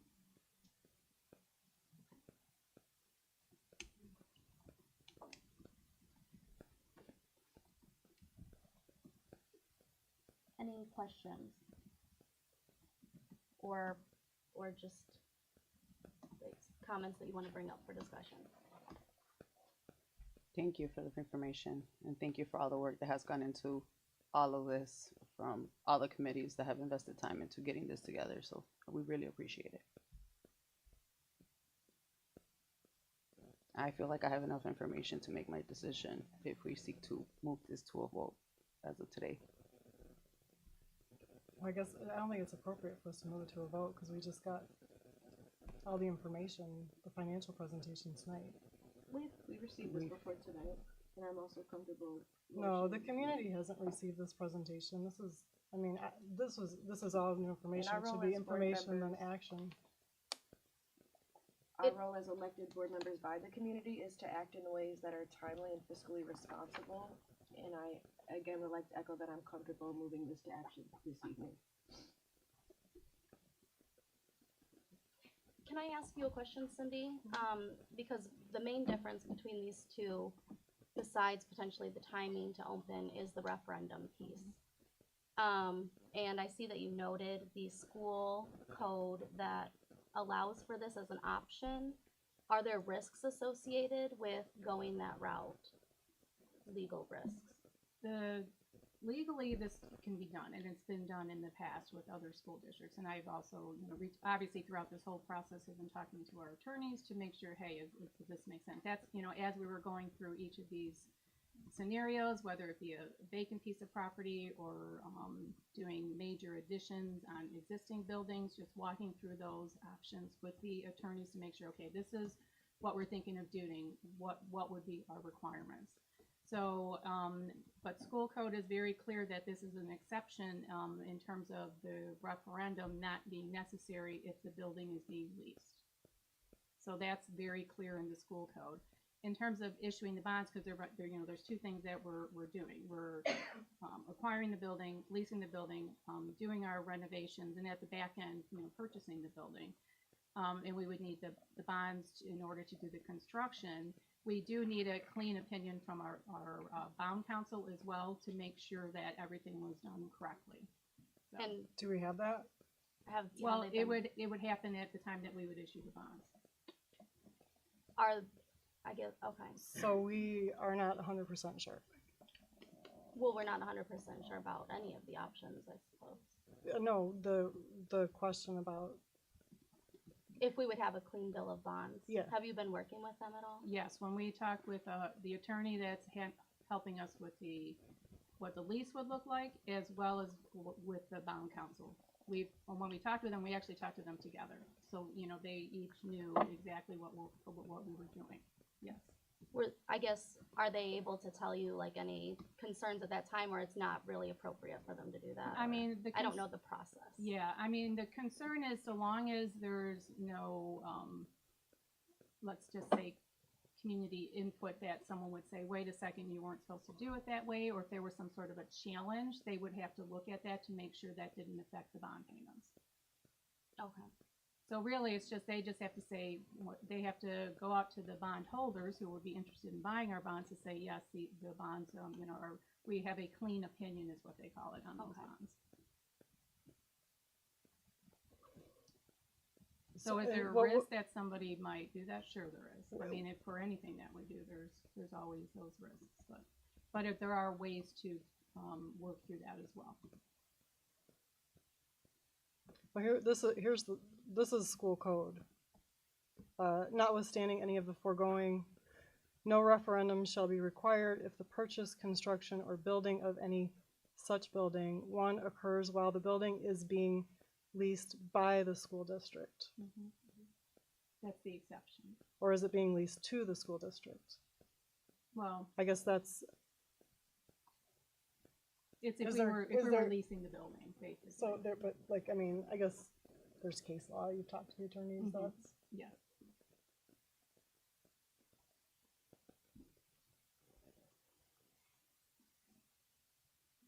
So really tonight, we only need to make a decision if it is the Roberts building. And, well, I'll let Tammy speak to the timing of the design and that type of thing. Sure. Thank you. Being that the recommendation that's put forth is the acquiring of the NIU Nursing Roberts building, as well as the approval to move forth with the design process with our architect in regards to renovating it to be a 3-section school. Because of the timeline required for that, if we are not going to move forward and with an approval this month, we will not be able to acquire and move into that space for the 25-26 school year. It will be delayed another school year should we delay the decision to proceed with the design. You said this month though, so we could. Excuse me. You said this month though, right? So we could vote.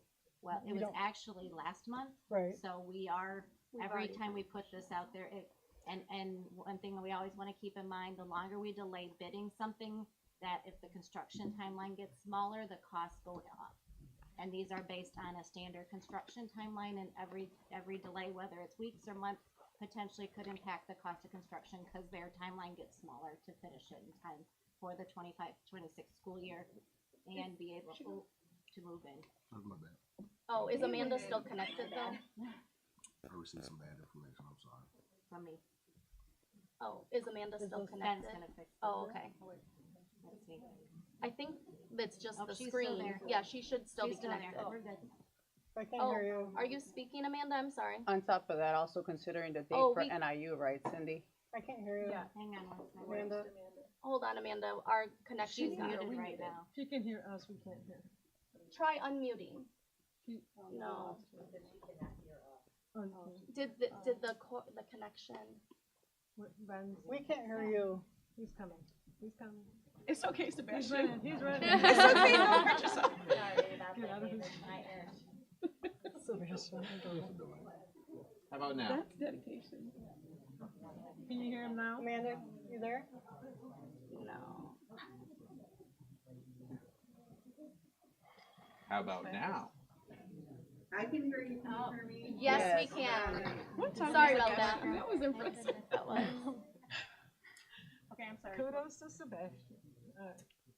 And on top of whatever you were sharing, Tammy, also considering the date, right, that NIU has given us till today to confirm with them as well. In regards to the So I think decision I'm about off. acquiring or not acquiring, Right. they did extend their deadline. Originally, we told them we would give them a decision by the end of February. They extended it to March 7th, being today. But if we do not have a decision back to them in regards to that, then they will not have the time allowed to construct their temporary location and move in by August, which allows our timeline to move forward with construction. So it is a time sensitive matter. If we choose. I mean, they keep, I don't know if I have a hard time thinking that they won't. If they know that we're seriously considering it, that they wouldn't extend it. Well, one thing to be aware of, just like as when I come to the board in regards to my bid requests and timelines for bid, it's not because they don't want to, it's because they won't be able to get their construction done for their program to move in August.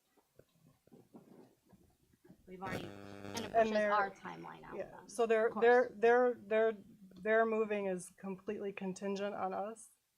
at this time, they would not move out and renovate their temporary location for the start of their August 23 school year if we don't commit to this at this time. They will stay in their current location at the nursing building until through the next school year.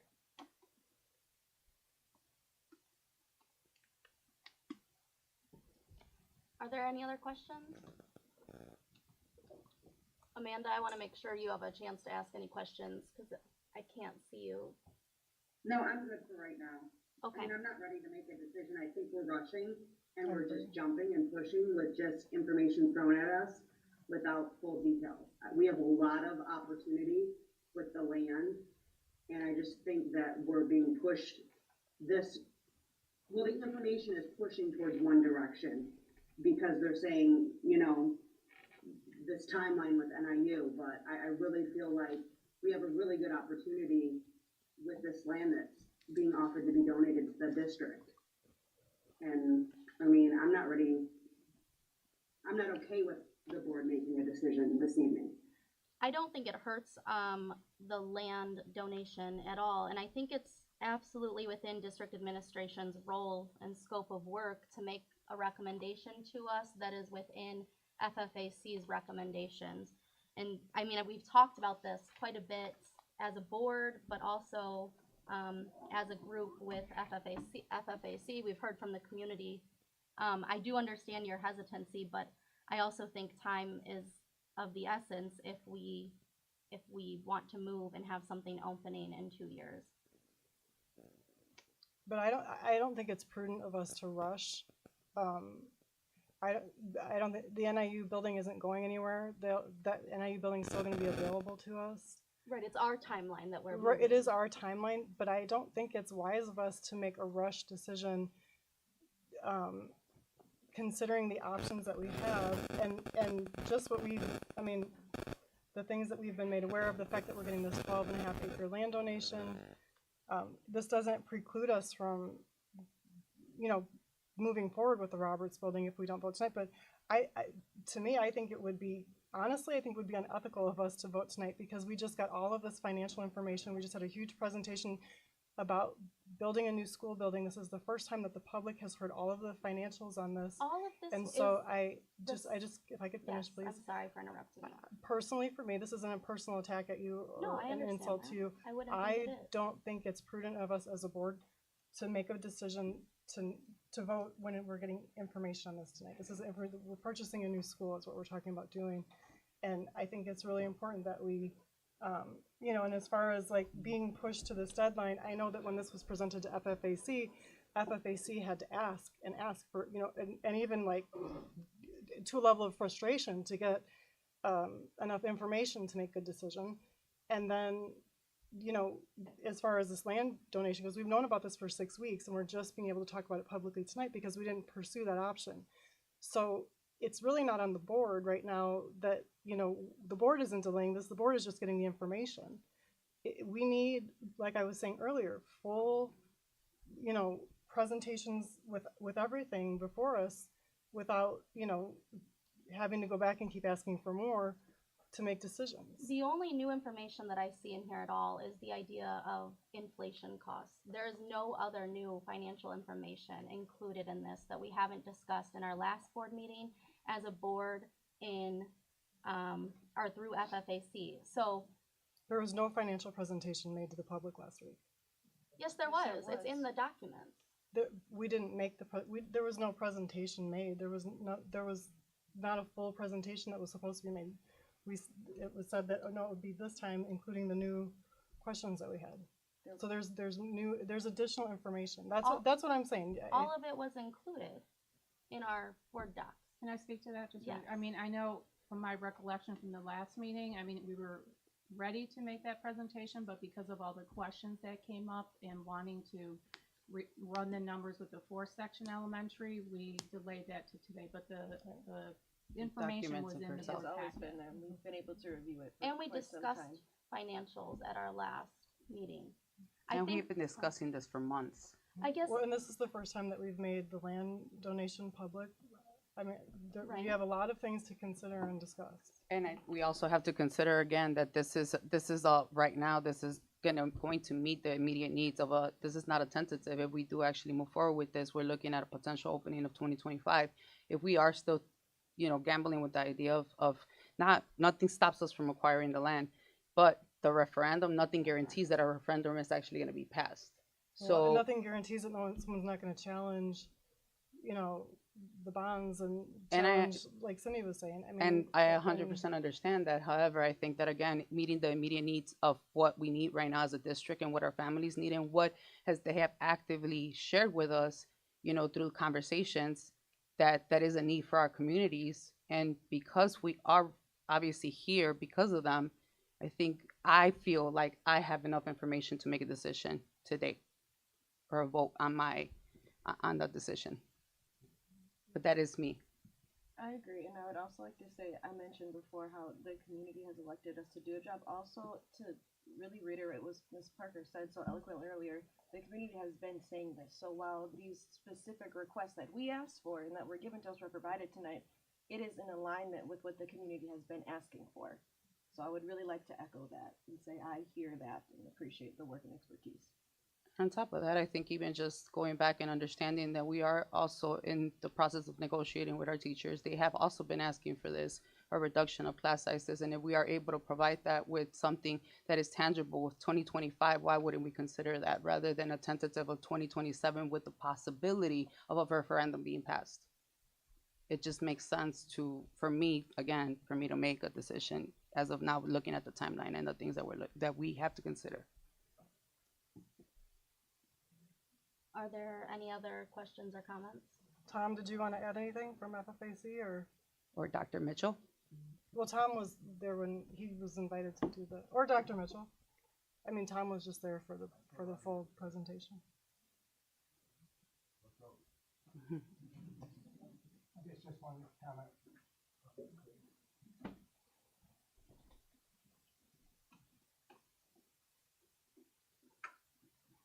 Earlier on, we got to the point of just mentioning the referendum issue, which I think has become a critical issue in the discussion. We talked about what's ideal.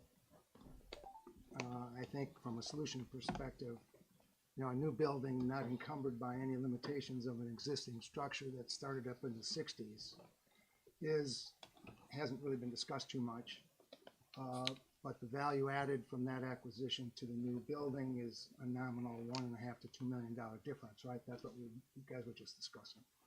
So to have a clear new building on a piece of property that's adequately sized for that doesn't preclude you from doing a new building at a new location and trying to do something with ELDC at the Roberts building, which was a 2-section grade school at one time, though open classroom concept doesn't preclude other thoughts about that property.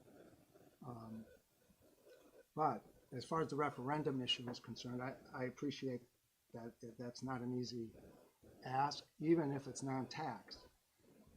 Though in my opinion, if I went to sell a referendum, or we tried to sell a referendum to the community that was non-taxed, prepaid, due to some very good financial planning on behalf of the district, the tax increment,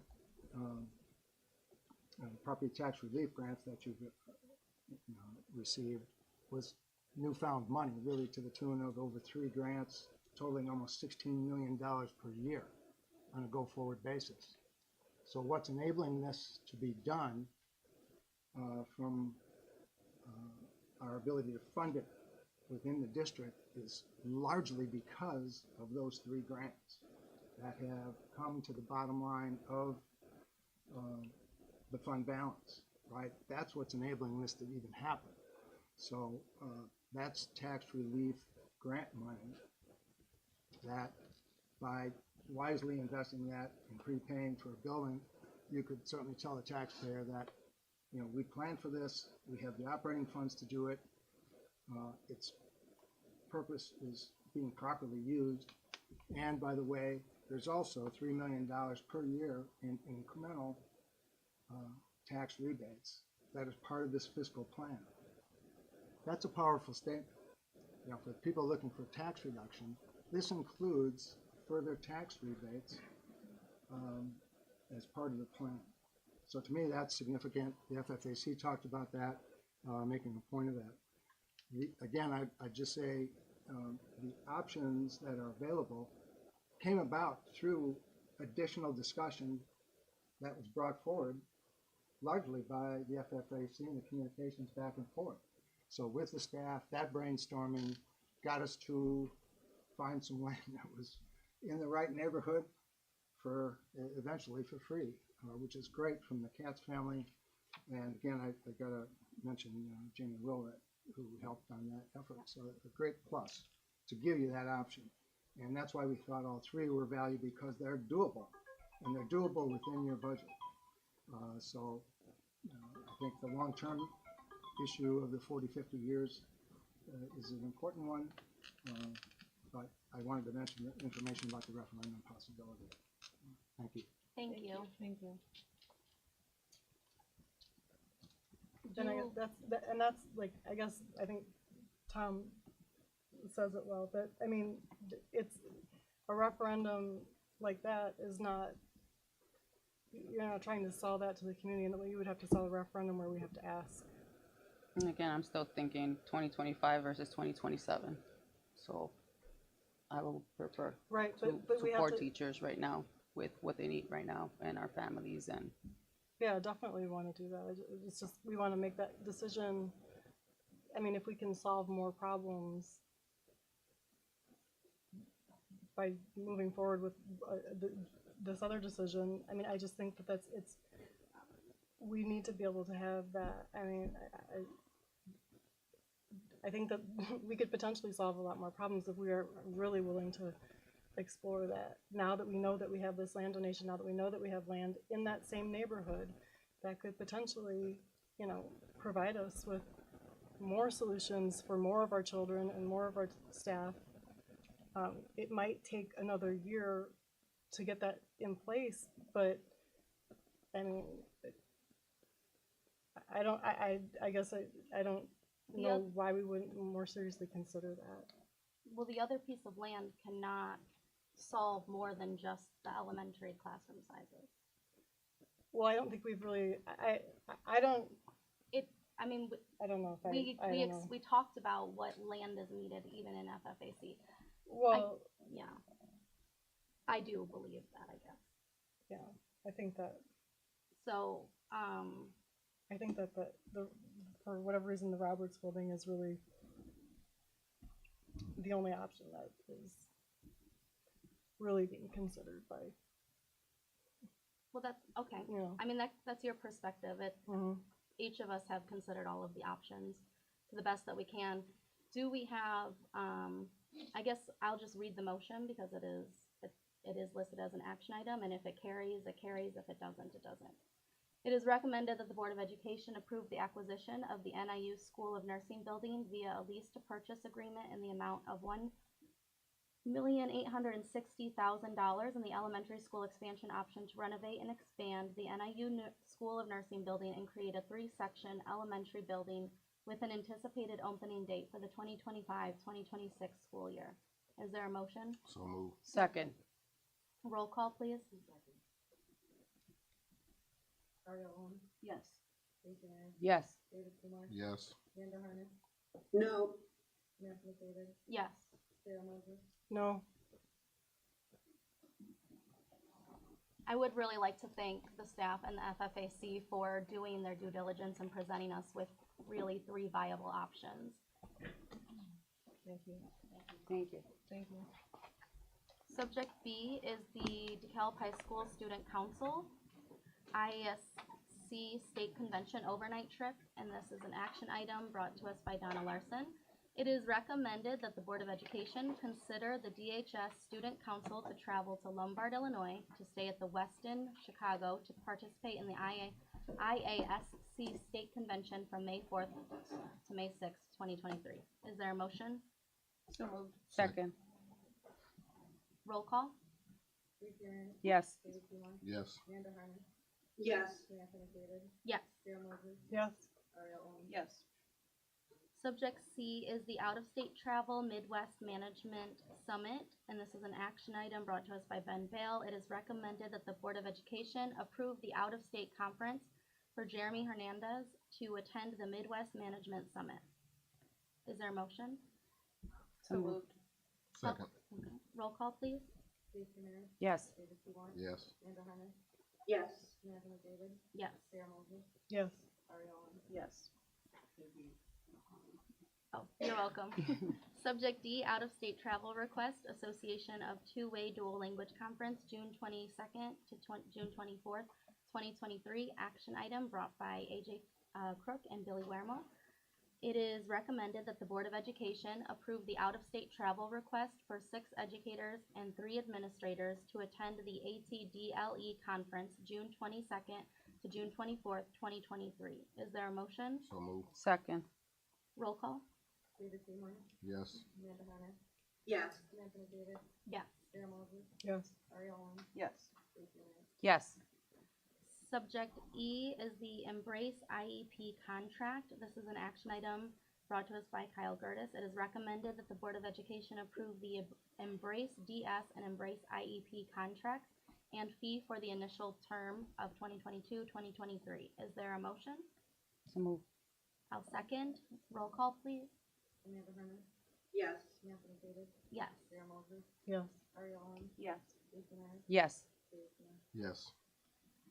Subject F is the secondary algebra, geometry, algebra 2 materials request, and it's an action item brought to us by Sarah Montgomery and Amy Broadcorp, that the Board of Education approves the algebra, geometry, algebra 2 materials request as presented.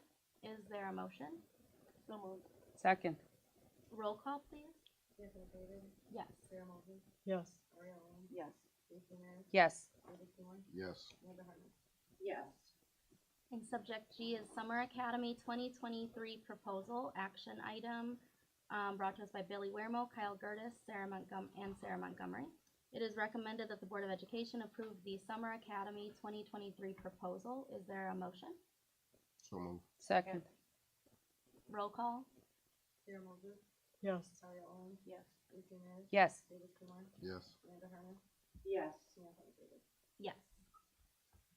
In new business, administration is subject A, Clinton Rosette Middle School, Huntley Middle School a cappella overnight field trip to St. Louis, and this is information and action brought to us by Brant Boyer.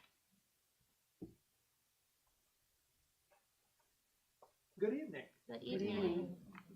My voice is loud enough, I guess, right? I'm Brant Boyer, principal at Clinton Rosette Middle School. I'm here on behalf of our middle school a cappella group called Wireless Sound. They have the opportunity for an overnight trip to St. Louis to work with 2 colleges there. So St. Louis University and Washington University. And then they'll have 3 local performances while they're there. There's a very active group. This is a tour that's being coordinated by Bob Rogers Travel. It's set for Friday through Sunday on March 24th through 26th. That's why it's informational and action today. Students have been doing multiple fundraisers and even had the cabaret fundraiser last Monday. All those proceeds went to pay for the students. So there's 22 students and 7 adult chaperones that'll go on this trip. And all 22 students have pretty much fully had this paid for through all the fundraising. So that's the information that I bring to you tonight. Thank you. Any questions? All right. It is recommended that the Board of Education approve the CRMS HMS Middle School a cappella group Wireless Sound to attend a 3-day out-of-state trip to St. Louis. Is there a motion? So moved. Second. Roll call, please. Yes. Yes. Yes. Yes. Yes. Yes. It sounds really exciting. Thank you. Thank you, Bob. Appreciate Good it. luck. Subject B is the DHS AP Euro Trip 2024, and it's information tonight brought by Donna Larson.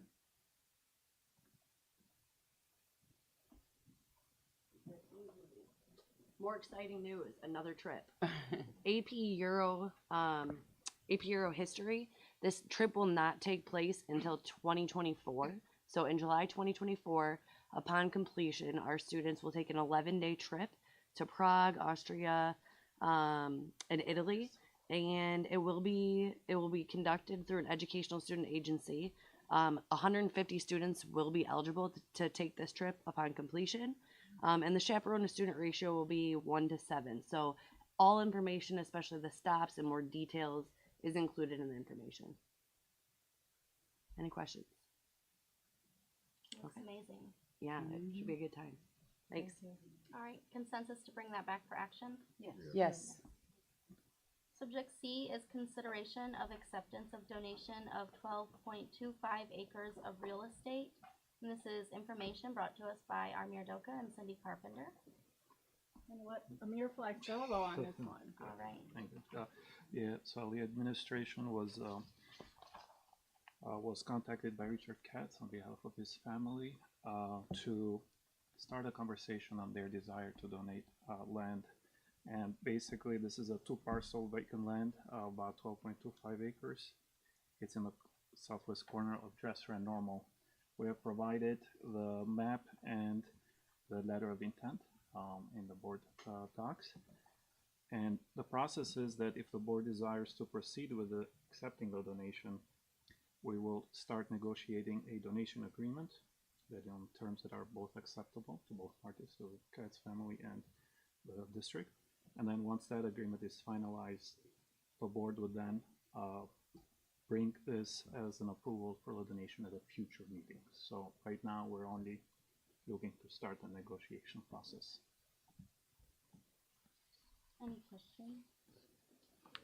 And the plan is to bring this back for action at the next meeting, so this is just discussion information for this meeting, and then action at the next meeting for us, directing us to start that process with the family. Oh, okay. Yeah. Unless you wanna. No. No question. All right, are there any questions? Consensus to bring this back? Yes. Yes. Yes. Thank you. And thank you to the Katz family. Absolutely, Very thank generous. you. So, thank you. Thanks, Amir. All right, next, subject D, our FTE request for school year 23-24, and this is information. Teacher Salas, and it looks like team behind her. Good evening, everyone. So annually, we come to you with requests for the upcoming school year regarding staffing, and that could be anywhere within the district, including both our certified staff members and then other positions. So last year we had a big ask, and we added a number of positions that have really helped relieve some of what's been going on in the classroom and support our students in a variety of ways. This year we have a lesser ask, but it still amounts to a significant cost. So we have it broken down in the document by the positions that are district-wide, then elementary positions, then secondary positions. On page 16 of the document, it begins the items that were presented and approved last year, but not for implementation until the 23-24 school year. So based upon how it's broken down, individuals will come forward and share a quick rationale about the position. We'll entertain questions and we'll go from there. Okay? Starting with Tammy.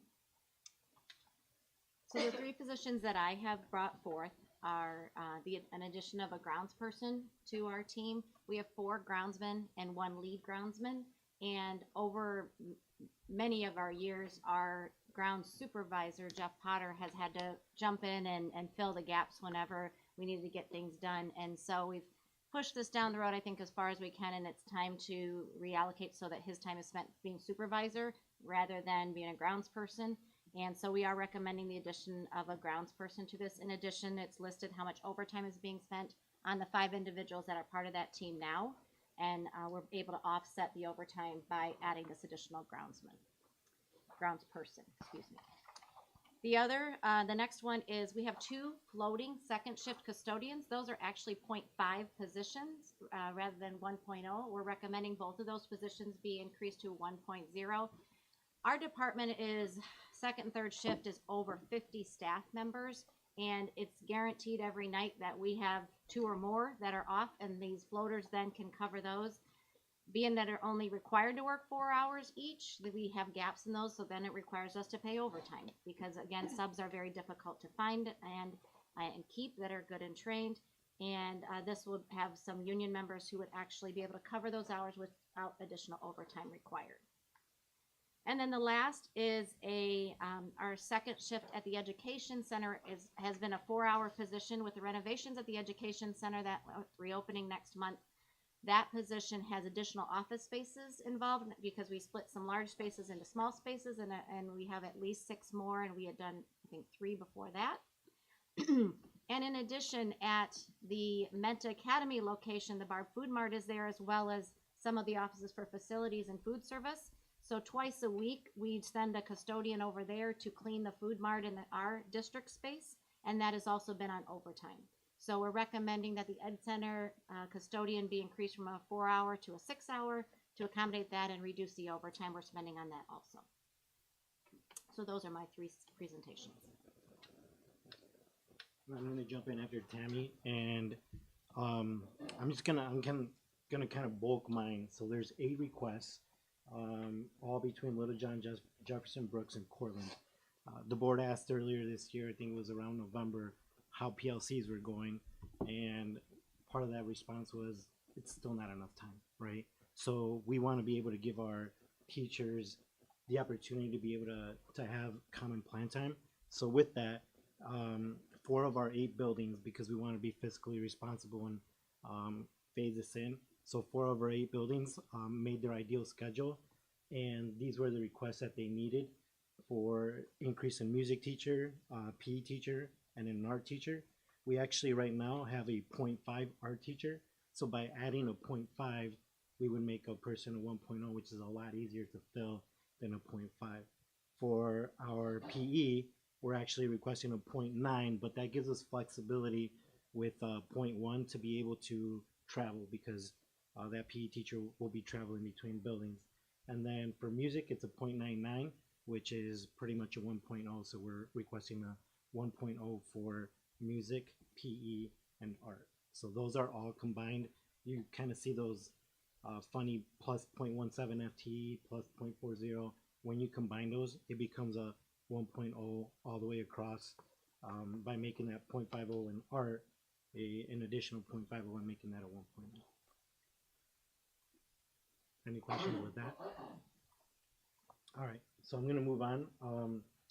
For 2 of our buildings, math has always been, and not just district-wide, but nationwide, math has been a big struggle for us, and we haven't had math interventionists at the elementary level. So what we're proposing is two of our buildings, Brooks and Jefferson, to have math interventionists, and that would be paid out of ESSER 3 monies for the first year, and then we can continue that hopefully through our Title I monies, giving autonomy to our buildings to be able to control more of that Title I money.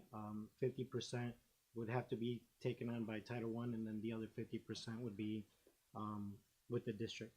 So those are two for, or one math intervention is for Brooks and one for Jefferson. So looking at those two buildings, we felt that those two buildings would be good for math interventionists. And then I'm going to tag team this one with Kyle. So we're also looking to use ESSER 3 money for Brooks and Founders Restorative Behavior Coordinator. And from my end, this is the only really unaffiliated that we're asking for. We really are doing this in elementary schools right now. And I'll tell you that I went to a building today and had some restorative conversations with some students today. Could have led easily probably to some suspensions if it would have escalated a little bit more. It didn't. Luckily, I was there. I was able to intervene. However, that takes time. Those conversations are not 5-minute conversations and go back to class. Those conversations are 30, 45-minute conversations. Plus, you're calling parents to let them know what happened, right? So I think the highlight of my day really today was when the student was able to call home, and for that student to feel that they were able to problem solve through this problem with myself and with the two other students that were involved, and to hear his mom be proud of the fact that they problem solved it instead of him being sent home was huge. And that student walking out, instead of walking out and maybe punching the wall or kicking the wall or stomping down, right, kind of throwing a tantrum, walked down happy to their classroom. Now, does that happen all the time? No, right? But what we invest in our students is what we're going to get out of our students. So that's where these come into place for Brooks and Founders. We've seen a spike in a real need in those two buildings. So we've evaluated it, and right now we want to start out with Brooks and Founders.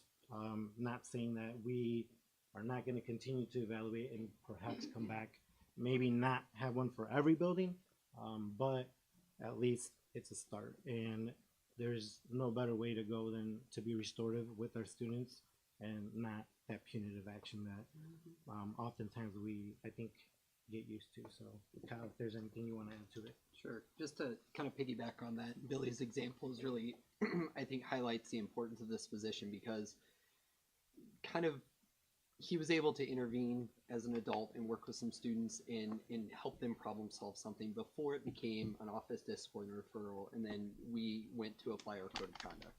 It really is kind of a layer of preventative measure that we can have in our buildings.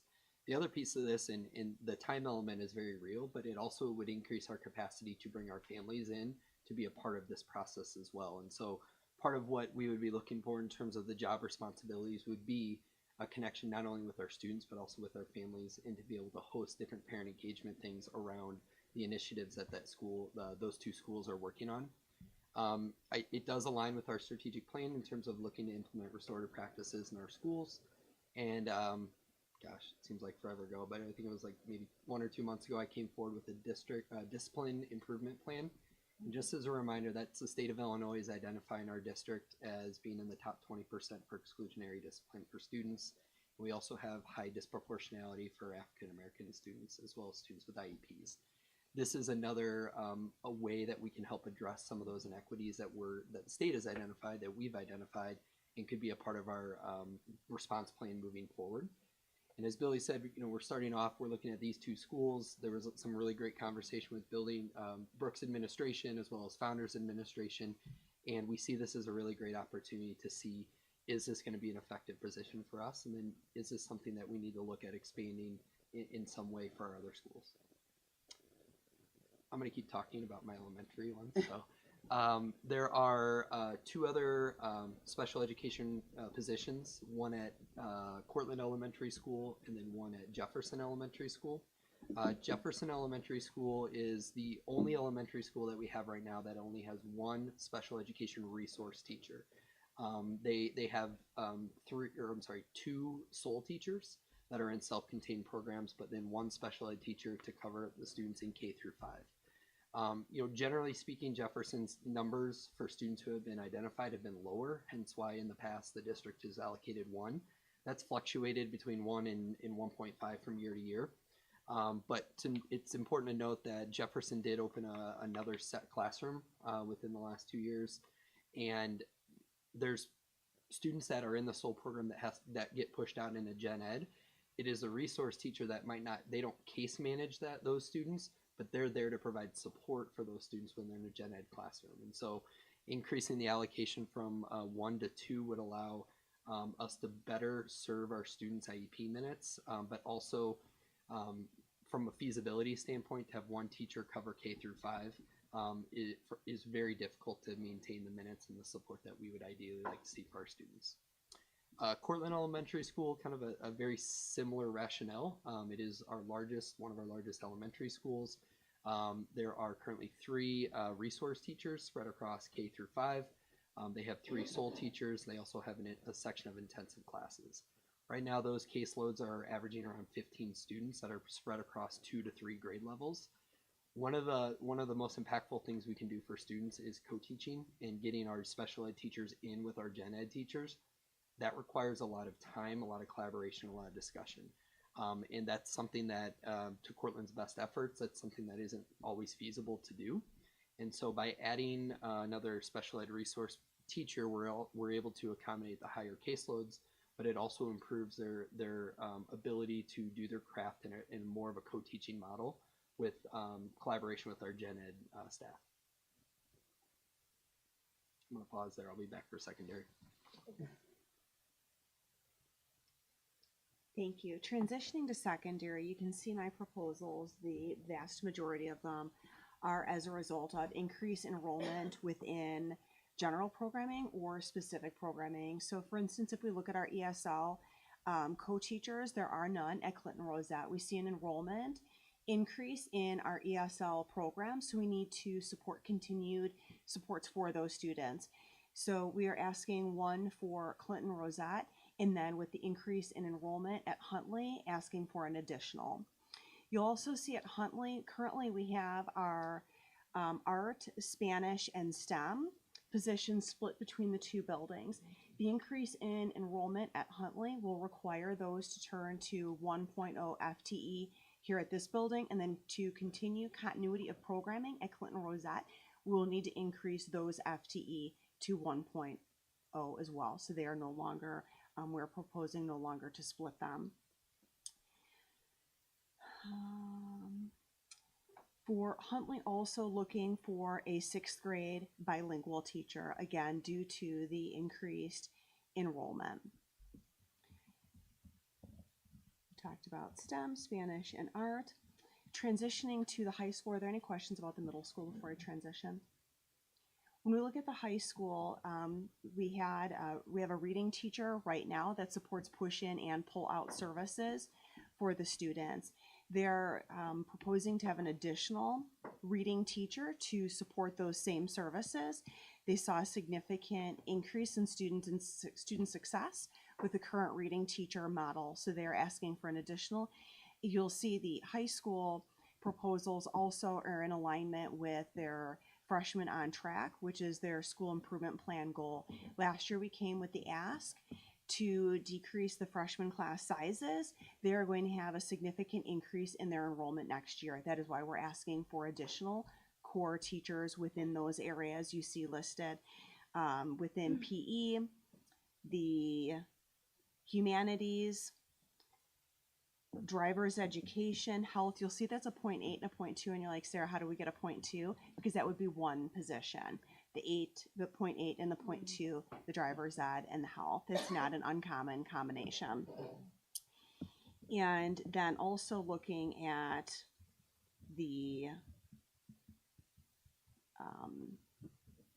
case managers. Currently what happens is the area coordinator for world languages case manages the ESL students. Our numbers have grown significantly, that for that one individual to be an area coordinator, teach world languages and case manage just is not a model that we can continue to sustain.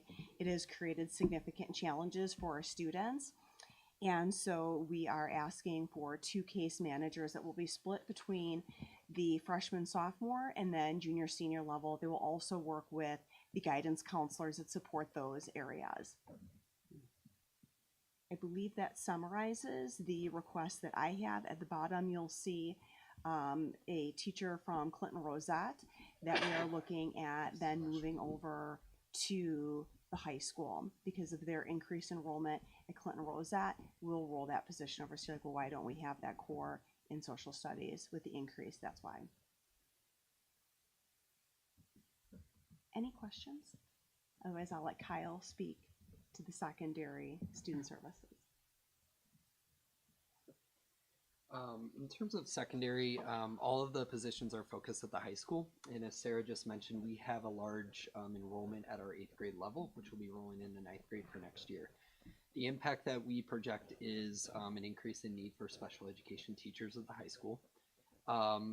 So we are looking to add 4, we call them inclusion or resource teachers for the high school. / intensive teachers. And what that means is those teachers are scheduled to meet students' needs. So they might teach a few sections or a few periods of resource or inclusion class, but then they also teach our academic intensive classes throughout the day. Based on the projected numbers that we know of 8th graders rolling up to 9th grade, we anticipate that we're going to need 4 teachers just to be able to accommodate the scheduling that's required for the minutes they have. In addition to that, we're asking for 1 special education teacher that would be split between our life skills program, which serves students that have more significant functional needs, as well as our target program. The reason for that opening is because the board approved the addition of the practical and vocational education course at the high school.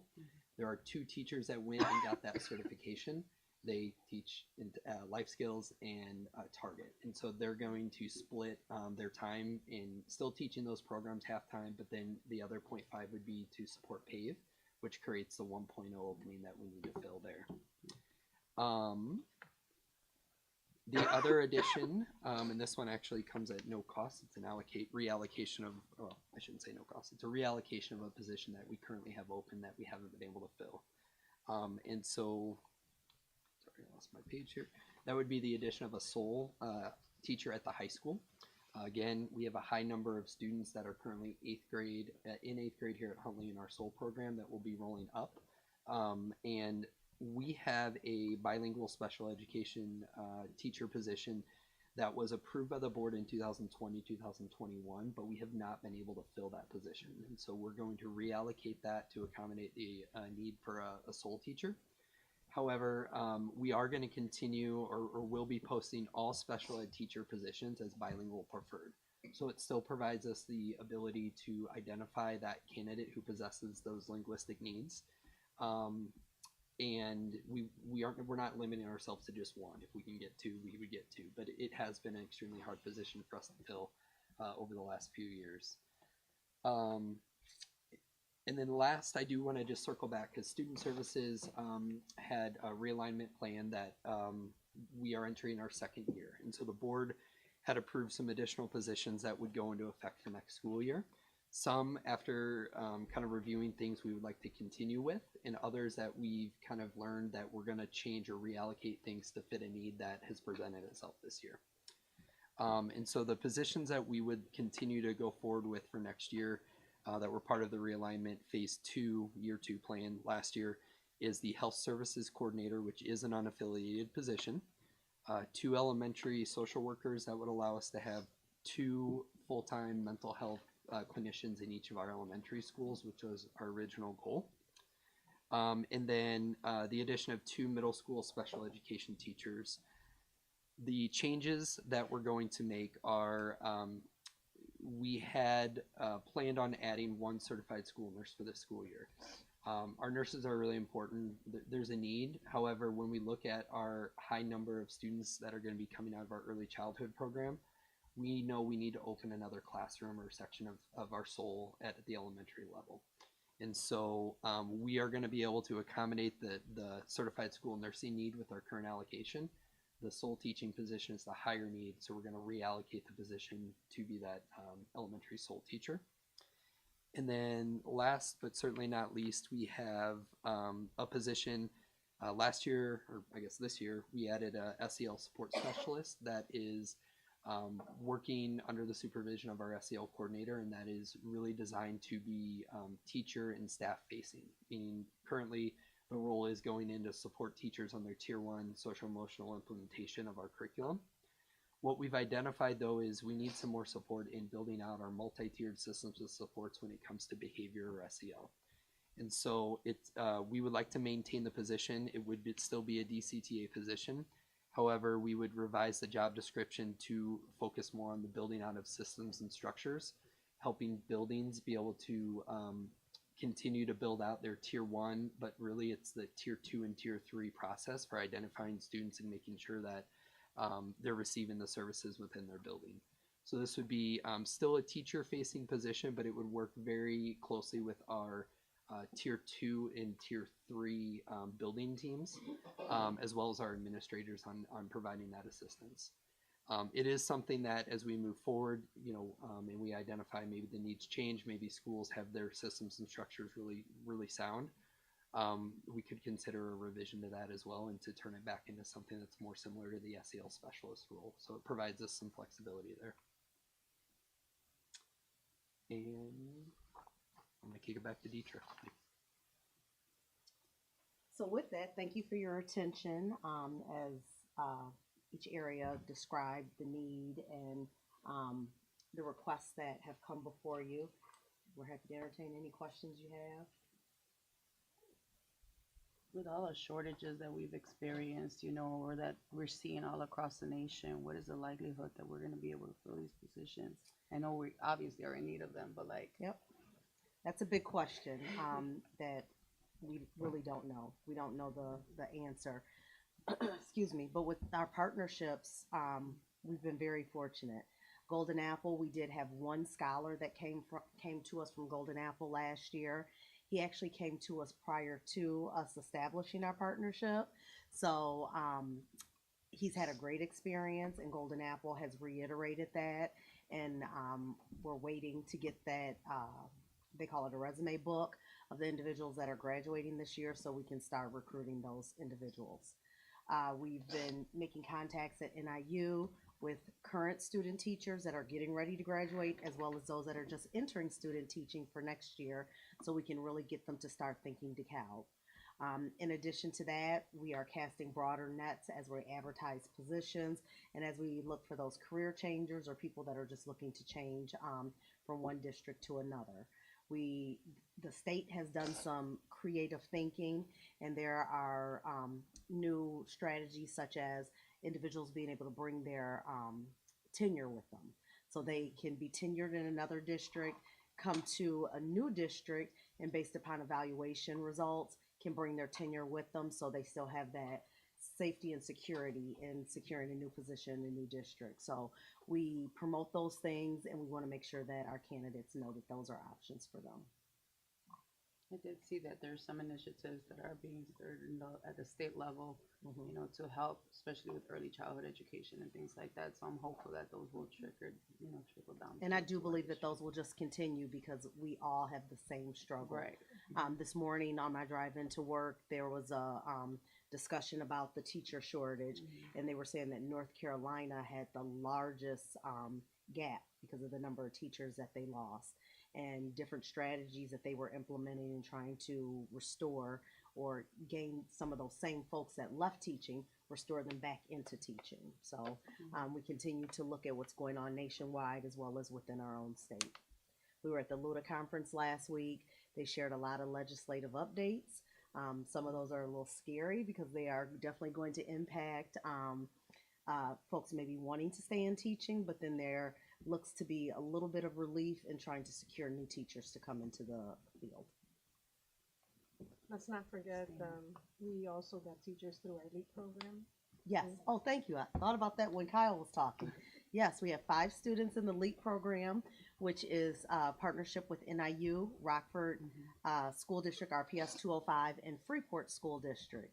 They just started student teaching March 1st, and I look out here because we have Jimmy Zucker, who is part of the LEAP program. They started their student teaching March 1st, pending completion of student teaching, all coursework, and passing of state tests. We will have 5 new special ed teachers that came out of our instructional assistant group for next year. And a number of them have already been recommended for positions and approved by you, so thank you. So that is very exciting.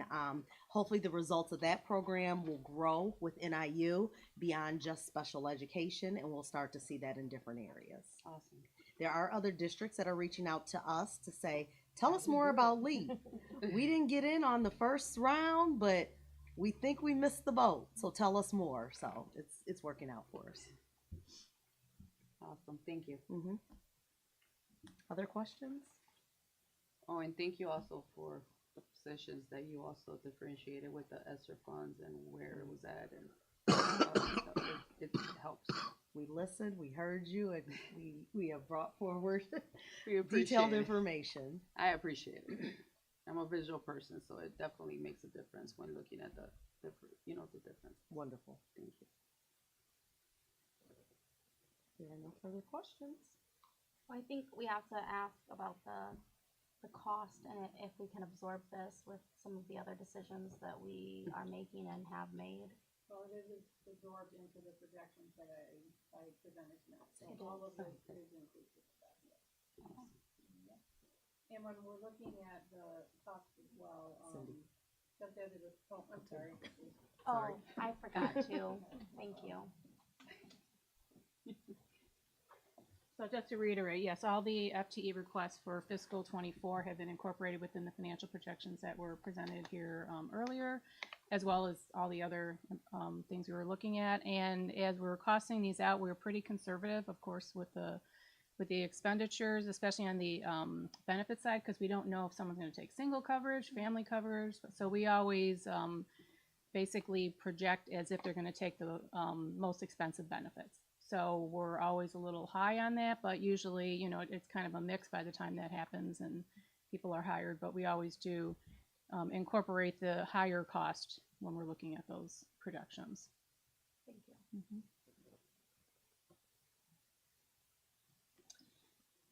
Finally, just to contribute to the process, so we, Billy and Sarah and Kyle, talk with the principals and say, hey, what are you thinking for next year?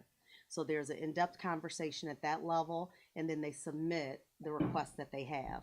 Based upon the requests we receive, we go through as a cabinet and we look at them and prioritize them.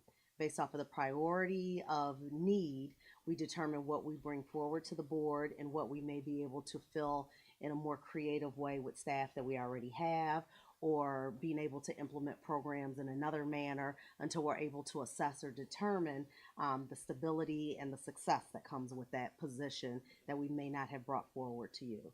So this has been done in conjunction with HR, other directors on cabinet, and all of the building principals as well.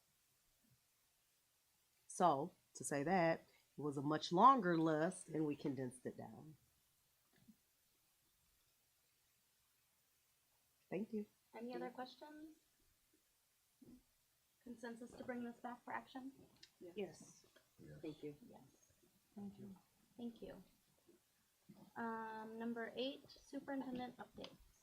So first and foremost, I want to thank every single person who has either reached out via email, through tweets, phone calls, reaching out to individuals around the logo that we are trying to develop to unify the district. I want to reiterate what Peter said earlier in his comment, is that by no means does this change anything at the high school. Barbie Crow, who knows his name? Spike. Oh, good, you know. So Spike there's no need to worry about Spike or the barbed wire or the D or anything else. That will continue. We are very proud that people are proud of having been a part of it and continue to be a part of the CALB and the Barbs.